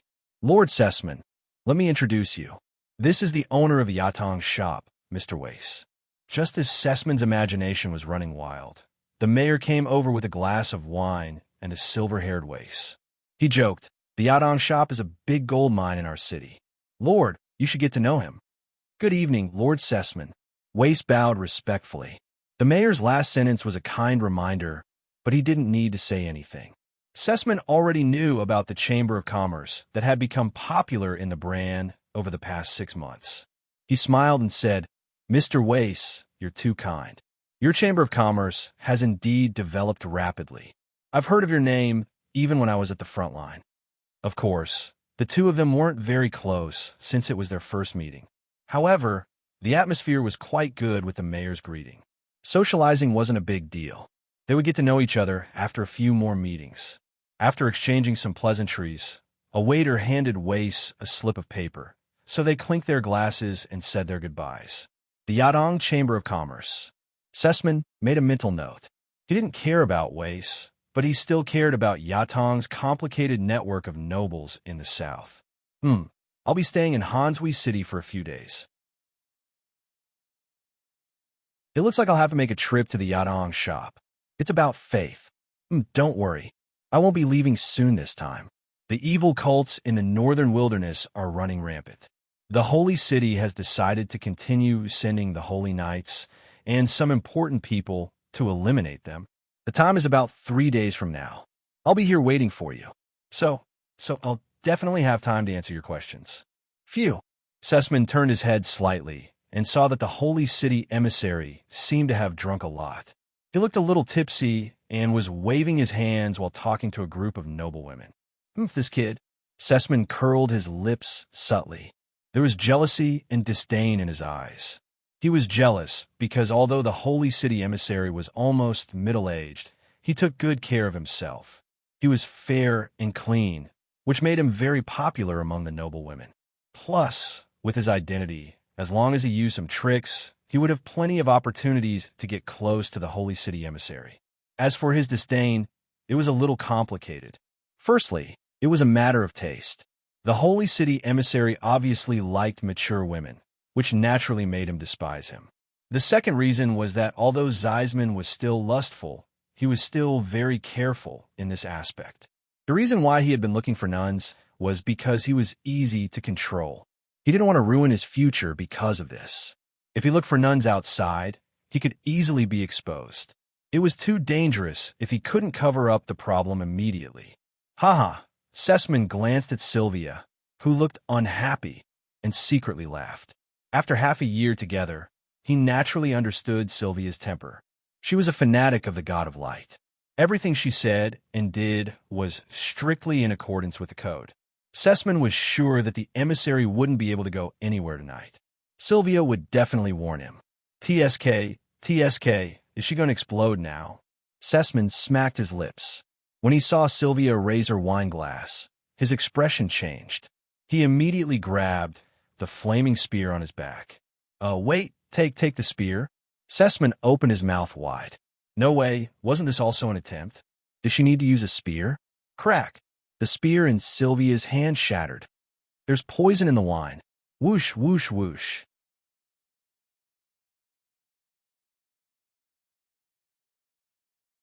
Chapter 334. There's poison in the wine. Whoosh, whoosh, whoosh. Before Sylvia could finish her words, the sound of crossbows piercing through the air could be heard. She shook her spear, but no attack came. Her ears twitched slightly, and her expression changed again. She looked up at the sky. Bang, bang, bang. Crash. The lights flickered, and the hall instantly became dark. The luxurious chandelier hanging above the main hall smashed down. Ear-piercing screams sounded. Under the chandelier was the dance floor, and there were naturally many people there. It happened so suddenly that except for a few noble girls who screamed subconsciously and fainted on the ground, almost no one else reacted. They all looked up at the metal chandelier that was almost in front of them. At this moment, boom, a flaming spear shadow instantly arrived like a swimming dragon. Under the blazing combat energy, not to mention the metal chandelier, even the fragments of the glass lampshade were swept up and directly crushed into pieces. In the end, only a few metal frames hit the wall in the distance, making a loud noise. Without a doubt, this domineering spear shadow was launched by Sylvia. She didn't look at the effect of this attack. She twisted her waist, turned around, and waved her spear again. Whoosh, whoosh, whoosh. In the dim environment, another dozen or so crossbow arrows were shot. This time, not only Sylvia, but also Sessman, who was next to her, was involved. Ding, ding, ding. The flaming spear drew a semicircle in front of her, and with a pull, all the crossbow arrows were lifted into the air and nailed to the wall in rows. Damn it, it's the demon-piercing arrows again. Unlike the others who hadn't reacted yet, Sessman was indeed experienced on the battlefield. He immediately put up a magic shield. But even so, the crossbow arrows still caused a huge ripple after hitting the magic shield. This situation undoubtedly caused Zeisman to recall some unpleasant memories. He roared and retreated with all his might. Puff, puff, puff. The sound of crossbow arrows piercing into bodies and screams came at the same time. Sessman stopped in his tracks, and his expression became even worse. It turned out that the arrows that were blocked by the magic shield had changed directions and shot at the people next to him. The people who attended this banquet were either rich or noble. Although these people were not killed by him, they were indirectly killed by him. Sessman didn't need to think about it to know that it would be a big problem if word of this got out. Leave, all of you leave. Even though the surroundings were extremely dark, Sylvia still noticed them. With a sweep of her spear, more than a dozen figures screamed as they were sent to the side hall by a gentle force. Whoosh! From the time the lights went out to the first wave of attacks, only a few breaths had passed. Only then did everyone come back to their senses. The scene suddenly became chaotic. They all wanted to run toward the main door and the side hall. But after running a few steps, a large number of people suddenly went limp and fell to the ground. Of course, this wasn't because of nervousness or fear. It was because everyone felt that their bodies were incomparably sore and weak, and they couldn't exert any strength at all. Needless to say, it was because Sylvia had shouted that the wine was poisoned. Furthermore, judging from the noble women and children who had fallen, it wasn't just the wine that was poisoned. The drinks, water, and so on were probably poison as well. However, judging from the fact that many people were still able to run, the poison had not been in effect for long. In fact, that was indeed the case. The poison that made people feel sore and weak was mixed in with the latest batch of liquids. Sylvia didn't drink, so she didn't notice it immediately. It was already too late when she noticed that something was wrong from the wine cup in the hand of the person who had approached her. Bang, bang, bang. Sylvia's side was still being attacked by crossbow bolts, but Sessman's side was in a worse state. In addition to the attacks of the demon-piercing arrows, a few servants who had jumped out of nowhere were crazily swinging their pitch-black machetes at Sessman's magic shield. It seemed that these attackers also knew how powerful Sylvia was and wanted to eliminate the relatively weaker Sessman first. Serpentis guard? Sylvia frowned. Ignoring the people on the ground, she waved her spear and smashed away the arrows. Then she stepped in that direction, but after a few steps, she paused and turned around to throw her spear. Whoosh! A white figure danced in the air and smashed towards him. The spear touched the ground and the attack was retracted. Sylvia's expression changed, and she reached out to catch the figure. It was the messenger of the holy city from before. But from his pitch-black face, it was obvious that he had been poisoned and had returned to the embrace of the god of light. Sylvia lifted the messenger's head. There were a few small black spots on his neck, as if he had been bitten by a snake. She pursed her lips and closed the messenger's eyes. Then, she stood up and looked at the old man who was dressed like a merchant with his arms crossed. She said word by word, "Savage heresy sect. Savage sect." After defending himself, the old man calmly took out a snake-headed walking stick from his sleeve and bowed. "Hidden snake tribe, doll. And let's talk about it. The young man who used snakes that you killed last month was my only son. I killed too many heresy sect members. I can't remember." Sylvia waved her spear. Chi, chi, chi. Blazing flames instantly rose. The old man named Dao didn't seem to be angered. He waved his snake-headed walking stick and black gas enveloped it. "I just want you to know the reason so that you can die in peace." Chi. Sylvia didn't reply. She exhaled and shouted. The flaming spear arrived in a flash and pierced into the middle of the black gas like a comet falling to the ground. Obviously, Sylvia was preparing for a quick battle. However, before the tip of the spear arrived, the black gas had already moved on its own. It coiled around like a giant python and welcomed the attack with the sound of wind and thunder. Boom, boom, boom, muffled thunder sounded in succession. Airwaves rolled and swallowed the surroundings. However, they were immediately suppressed by the blazing flames within a few steps. Thump, thump, thump. Sylvia took 3 steps back, and her face turned pale. Haha, your reaction is fast. However, I want to see how many people you can protect. Da's laughter came from the black gas. Then, the giant python's head that was destroyed formed again. The black gas was poisonous. Xiao Weian realized this as soon as she rushed in. She had Doqi and didn't need to care. However, the people lying on the ground couldn't. Once the black gas leaked out, they would definitely die. Sylvia's attack, just now, was mostly used to suppress the rolling airwaves. Therefore, she suffered a loss. I only need to kill you. Sylvia's eyes flashed. The blazing flames suddenly increased and instantly became colorless and transparent. They wandered around the spear and slowly pointed at the black gas where Da was. Although it was slow, it was only visible to the naked eye. In Da's senses, the attack was already in front of him. The surrounding black gas showed signs of collapsing. As expected of the rare martial arts genius of the Temple of Light in 100 years. He sighed inwardly. Ah, a sharp and long howl sounded. Devouse threw out his snake-headed walking stick and waved both of his hands. Many wisps of black gas appeared out of thin air in the surroundings.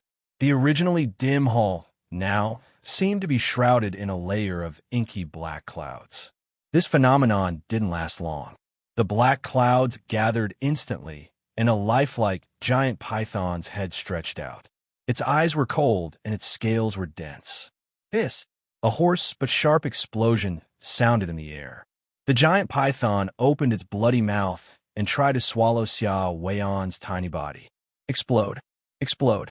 Explode! Boom! Boom! Boom!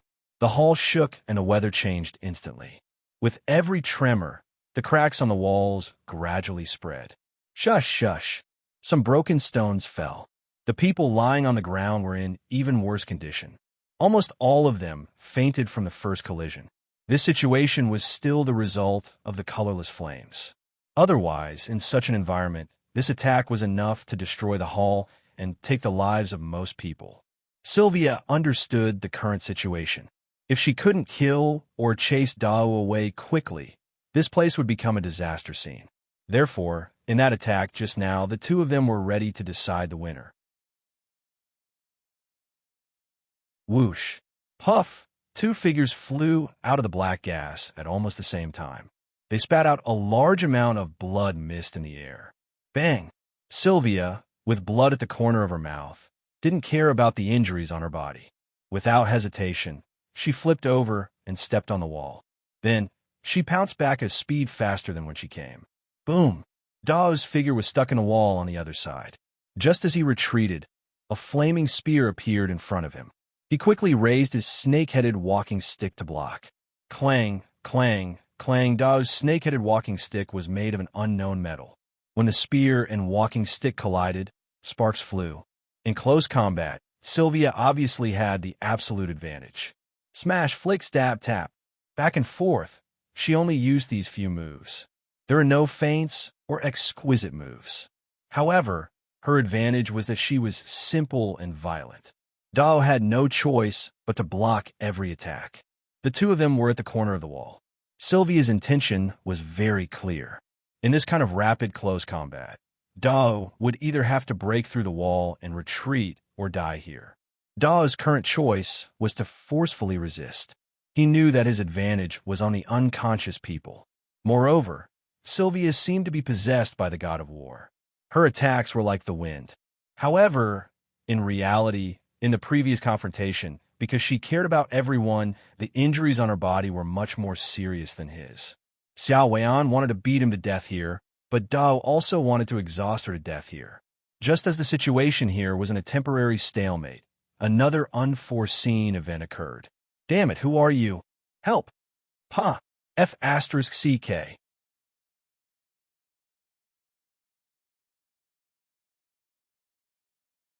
Chapter 335. The banquet hall was no longer as bustling as before. The side hall was still fine. Apart from a few cracks on the walls, it was basically the same. The door here is already wide open. Those who were lucky enough not to drink were running out in a panic. The guards outside were also rushing over in a hurry. In comparison, the main hall was in a complete mess. Because the largest chandelier had been shattered, the environment was a bit dim. However, one could still see the situation clearly after adjusting to the darkness. The walls looked like they had been ravaged by a giant beast. Cracks and broken rocks could be seen everywhere. The tables with food and drinks were also broken and piled up in the corner. These were only small matters. The key was that there were still a large number of people lying on the ground. Some of their facial features were slowly bleeding. Large-scale banquets like the one in Watermoon Manor were only held a few times a year. Therefore, there was no need to talk about the security. It could be said to be watertight. However, people from the northern wilderness tribes had managed to sneak in at such a place and cause such disastrous consequences. Needless to say, the head of the Hansui Citigar Hall would definitely have to go to the Empire's court. Rewind time to 10 seconds ago. When Sylvia was fiercely fighting with Dao, Sessman was also bitterly being besieged. However, Sessman's half a year of training wasn't in vain. Not only did he immediately open up a magic shield, but he also continuously counterattacked with a few swift low-level spells. Although he was still in a sorry state, it was undoubtedly much better than before when he was holed up in a shield.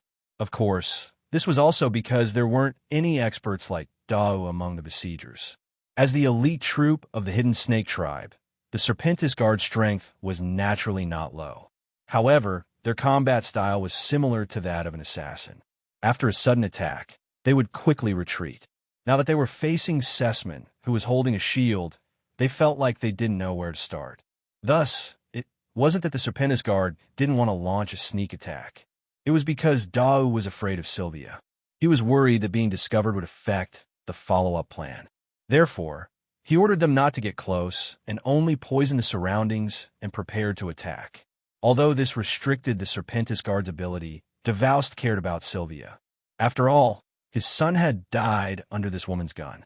Even so, the Serpentis Guard still had the upper hand, not only because of their numbers, but also because of their demon-piercing arrows.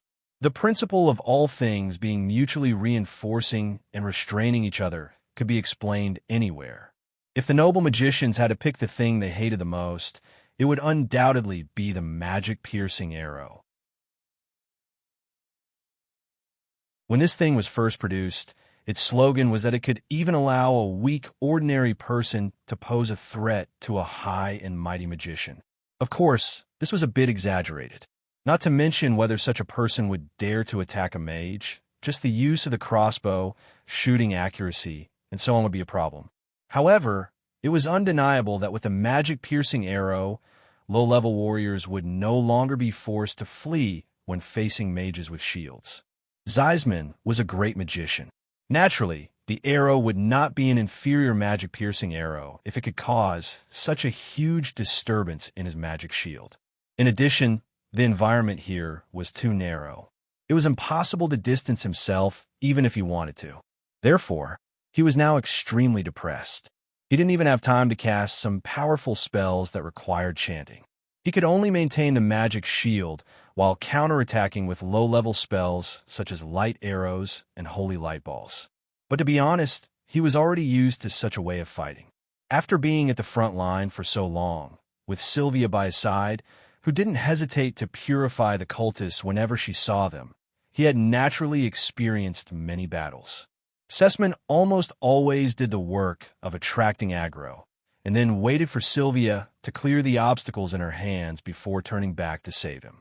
This sounded very useless, but Sessman didn't care. Sometimes, he even felt proud of their good cooperation. This time was no exception. After the earth-shattering explosion, Sessman took some time to check the situation over there. At this time, Sylvia was waving her spear and forcing the cultists into a corner. He couldn't help but feel more relieved. As for Sylvia's injuries, he naturally saw them. However, Sessman had almost blind confidence in her. What a joke. This was Sylvia, who was known as the prehistoric humanoid beast. This little injury was nothing. She would never give up until she killed the enemy. However, just as Sessman was at ease and fighting according to his familiar rhythm, an unforeseen event occurred after a series of attacks. He had already retreated to the northwest corner of the main hall. After taking a hit from the magic-piercing arrow, he took another step back. Hiss! An unconscious waiter on the ground suddenly jumped up. Then, a blood-red ray of light pierced through Sessman's forehead. Zeisman was startled by the sudden appearance of this figure, but when he saw that the other party was dressed as a waiter, he could not help but relax. It was just another dark snake guard. Before he could calm down, a voice rang out. Chi, under Zeisman's astonished gaze, the blood-red light pierced into the magic shield and paused for a moment. Yes, it was the dagger. The blood-red light surged, and the dagger pierced into the magic shield again. Ripples appeared on the surface of the magic shield, and cracks quickly spread out. Bang! In less than a second, the magic shield shattered like a crystal wine glass, falling to the ground. The dagger was right in front of his forehead. Damn it! Who are you? At the same time, Sessman finally came back to his senses. He screamed in horror like a naked girl. He now knew that this person wasn't a Serpentis guard. This person could break his magic shield. Was this the enemy's last resort? However, although he had come back to his senses mentally, it didn't mean that he could react physically. Not to mention that Sessman was a mage who wasn't good at close combat. Even an ordinary warrior wouldn't be able to react in time. Therefore, Sessman could only stare at the approaching dagger in a daze, his pupils dilating. Ding. The sharp sound of a hammer hitting iron reverberated in the hall. Then, the hall lit up, and a ray of holy light suddenly exploded.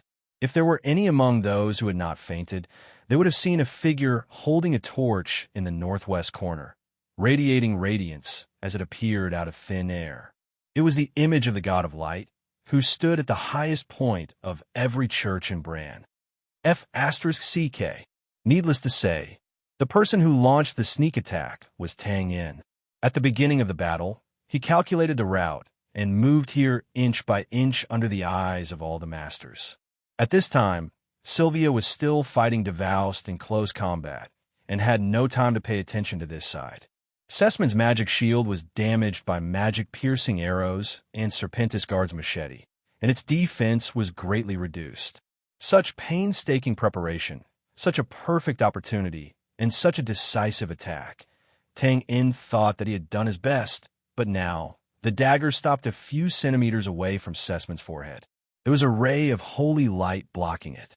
Without waiting for regret, Tang Yin squinted his long and narrow eyes and instantly found the reason. It was the glowing pendant of the god of light on Sessman's chest. This was the reward given to him by the messenger from the holy city at the beginning of the banquet. After so much planning, it was ruined by this pendant that Sessman had just worn. He had to admit that this was really fate making fun of people. Before he could feel depressed, Tang Yin bent his arm and withdrew the dagger. Random flower. A bright bloody light appeared again and seemed to be expanding. In an instant, it formed an almond-shaped object the size of a fist and covered the dagger. Pop! The tip of the dagger exploded, and thin, bloody cicada wings rushed out, spinning and blooming. In a breath, a beautiful bloody flower was formed in front of Sessman's eyes. This was Tang Yin's unreserved attack. Blood, special effects, daily physical training, and so on. He used everything he could. Break for me.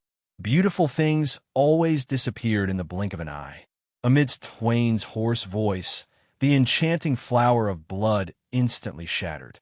Hiss!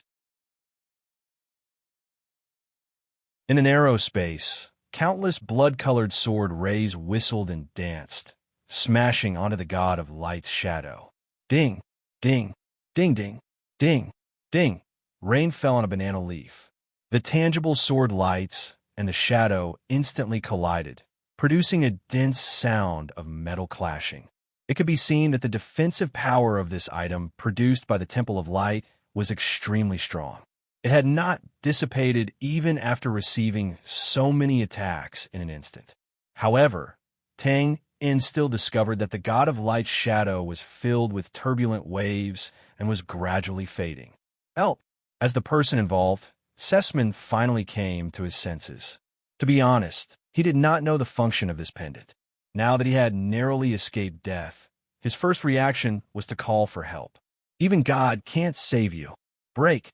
Even if Sylvia did not care about the people lying on the ground, it would take some effort to get rid of Devoust. Tangen's face was ferocious and distorted.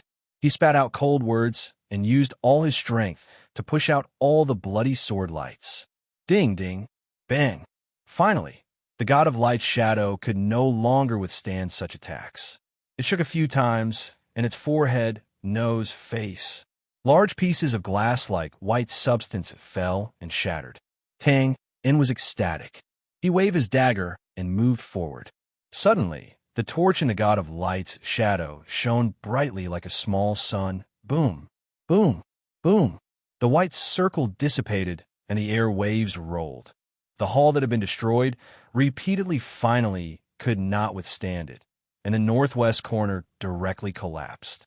Puff, Ting In, who bore the brunt of the attack, felt his chest tighten. He spat out a mouthful of blood and was involuntarily flipped over. He raised his head and hissed. Almost. Tang In did not expect this pendant to have a backup plan. After it was destroyed, the torch actually produced something similar to a repulsive aura. Although the damage was not great, it was enough to push him and Sessman far away. At that time, his dagger was not even an inch away from Sessman's face. Everything was for naught. Everything was for naught again, bang. Puff. After flying and crashing into the wall on the other side, Tang In felt something sweet in his throat. He half knelt on the ground and could not help but spit out a mouthful of blood. He did not have time to check his injuries and quickly looked up. On the other side, Sessman did not fly out of the hall. He did not have the same physique as Tang In. At this time, he was lying on the ground and spitting out blood. However, it was obvious that he was not dead. Seeing this, Tang In suddenly turned his head and stared at the dark corner in the distance. He roared, "Idiot! Attack!"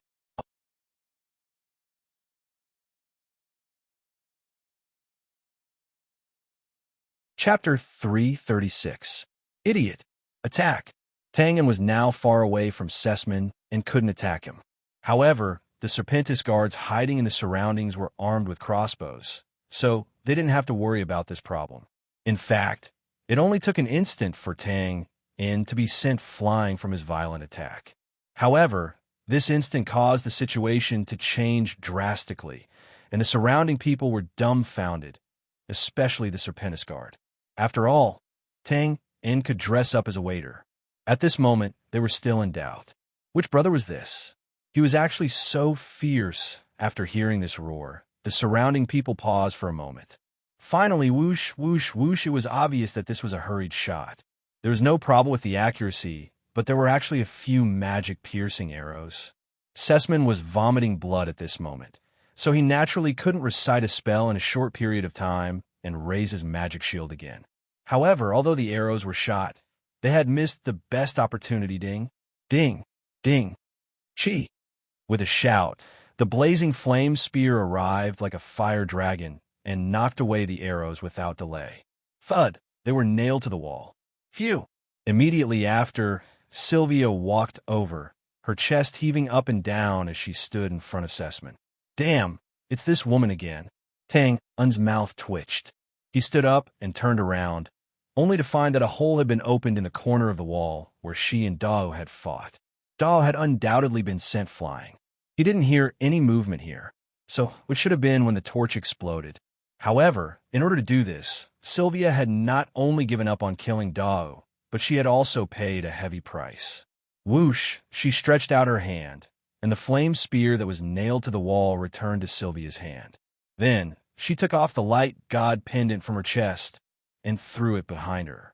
Sessman couldn't care less about vomiting blood and hurriedly picked up the pendant and put it around his neck. After doing all that, Sylvia stared at Tang In and frowned. It's you, you're not dead yet? Tang In and Xiao Weian had exchanged blows before, especially with that display of random flowers. Now, it was obvious that he had been recognized. How can I bear to die without killing you? Tang Un's eyes narrowed slightly. He put away his regret and resumed his tranquil state. Now, the situation was clear. They had missed the opportunity just now. If they wanted to kill Sessman, they would have to go through Sylvia. It really is you. Sylvia nodded her head and waved her spear. Your strength has improved very quickly. This was not a fake compliment, and Sylvia never lied. The last time they fought on the peak, Tang In was no match for her. Although the two sides had yet to fight, Tang In was able to break through 2 layers of defense, the magic shield and the divine guardian pendant, in a short period of time. His strength had undoubtedly improved greatly. It's a pity that you didn't use it on the right path. Sylvia pursed her lips, and the flames on her spear soared. As a citizen of the brand, you actually mix with the savage wilderness cult. You deserve to be killed. Perhaps you should think of it this way. Tang In snorted and raised his dagger. If I want to kill you even if you're not a citizen of the northern wilderness, it means that you really deserve to die. After he finished speaking, he took a step forward and was about to attack. In terms of absolute strength, Tang In was no match for Sylvia. His only chance now was to attack at close range. However, at this moment, boom, rubble flew everywhere, and screams rang out continuously. A large hole was smashed in the outer wall of the hall in the distance, and a bloody corpse of a guard fell into the hall.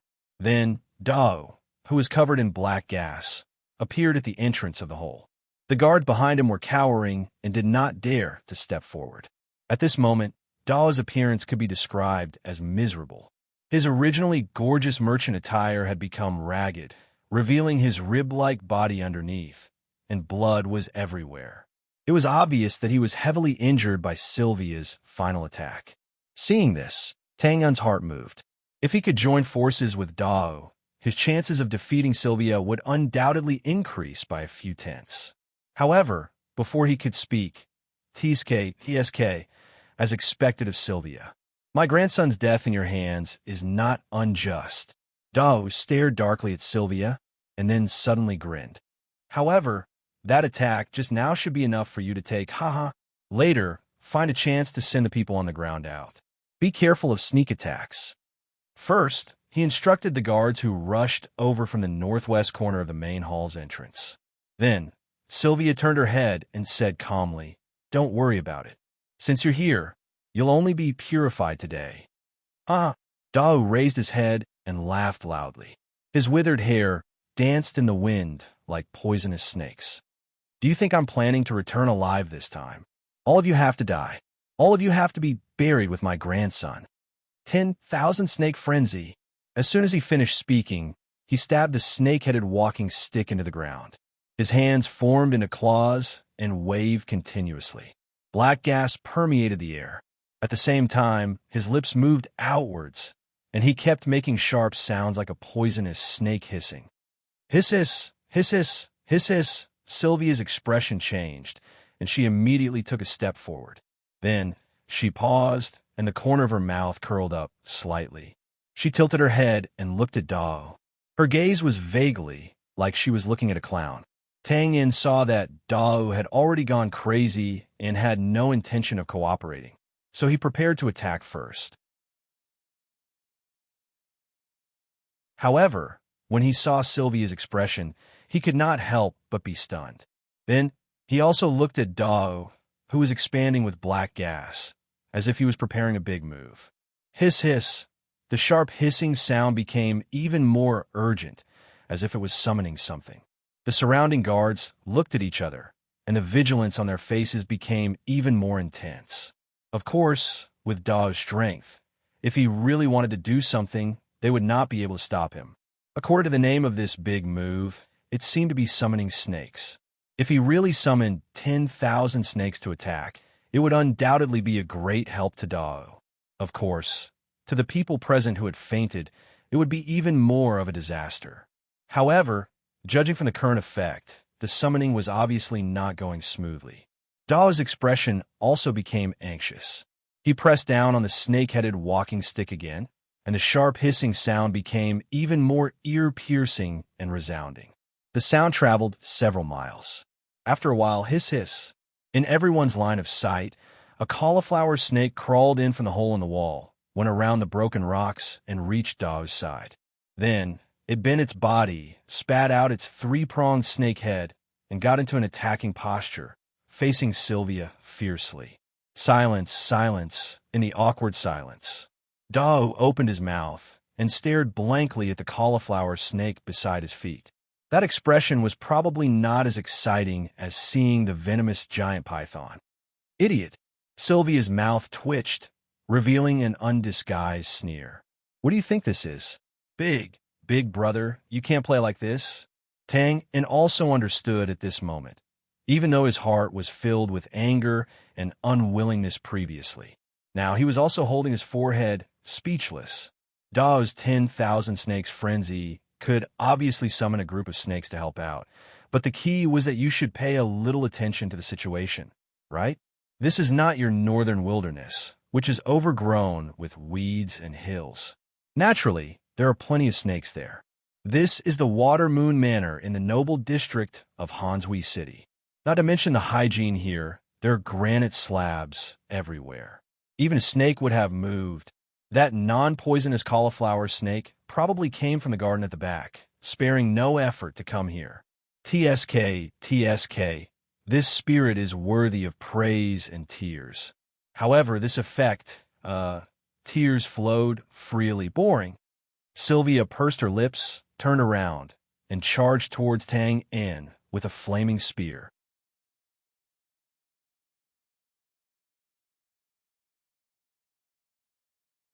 Chapter 337. Sometimes habits could really kill people. Dao was a top expert of the hidden snake tribe in the northern wilderness. In order to avenge his son, he tried his best to avoid all kinds of checkpoints and came all the way to Hanshui City. Who knew that at the crucial moment, he actually neglected the environment and couldn't use his ultimate move. It had to be said that this was a complete tragedy. After seeing this joke, Sylvia simply threw away Dao and feinted to attack Tang En with her spear. Tang En naturally didn't dare to be negligent and immediately chose to dodge to the side. Of course, this wasn't because he was timid. The attacking methods of both sides were different. If Tang En attacked first, it would naturally be an attack without a doubt, because that would give him the opportunity to get close to Sylvia.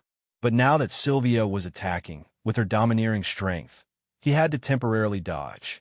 In fact, from an assassin's point of view, Tang En should choose to retreat now that his attack didn't hit. But he really didn't want to give up the opportunity in front of him. It had been half a year, and he finally met Sessman. He didn't want to give up so easily.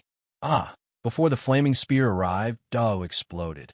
He was already a little crazy when he was swept out of the hall, and it was even more humiliating that he couldn't use his ultimate move.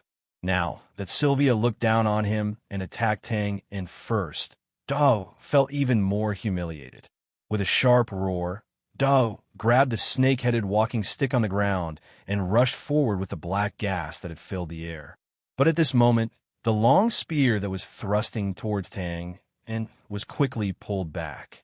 Xiao Weian stepped forward and twisted her waist as she turned around. The transparent flames flared up once again, and she smoothly swung her spear back. Boom! The black gas collapsed, and Dao let out a long howl. His body was once again sent flying like a cannonball. His body swayed, and blood seeped out of Sylvia's mouth. But as if she didn't feel it, she stepped forward and closed in on him. Her spear came and went, and once again pressed Dao into the corner. Tang En, who was dodging, was stunned. He immediately understood and couldn't help but feel a chill in his heart. Sylvia's attack on him was just a pretense. Her real intention was to anger Dao. In fact, her goal hadn't changed. Although she didn't summon the 10,000 serpents to help, Dao's poisonous gas was still the biggest threat to everyone's safety. This woman, in such a fierce battle, How could she still keep her head clear and make the most correct and decisive judgment? How could this not make Tang and feel disappointed? Tang in and the serpentis serpent guard. Tang in, the serpent, the serpent, the serpent, the serpent, the serpent, the serpent, serpent. He serpent. The serpent, serpent, serpent, serpent, serpent, serpent. Although Tang and did not care about those guards, with the magic shield and the protection of the light god pendant, it would be impossible to kill Zeisman in one fell swoop. With a slight pause, Sylvia could easily rescue him. After thinking for a while, Tang indecisively charged at Sylvia. As long as he joined hands with Dao to get rid of her, who was the most difficult to deal with. Even if he didn't have the opportunity today, it wouldn't be difficult to kill Sessman. Tang's choice was undoubtedly the most correct one, but he soon regretted it. Dao was in a very sorry state. Although he was roaring, it didn't change the fact that he was being forced back step by step. If this continued, he would die without a doubt. Hiss, hiss, hiss. Tang didn't dare to hesitate. He flashed forward like a ghost and instantly pulled up the crisscrossing blurred bloodlines to cover Sylvia. Dao couldn't die. Otherwise, Tang would have no choice but to retreat today. Ding, ding, ding. Sylvia seemed to have eyes on the back of her head. After forcing Dao to retreat, she didn't turn around. Light flames circled around her waist, and in an instant, continuous spear shadows danced, accurately scattering the bloodline attacks that were like an inescapable net.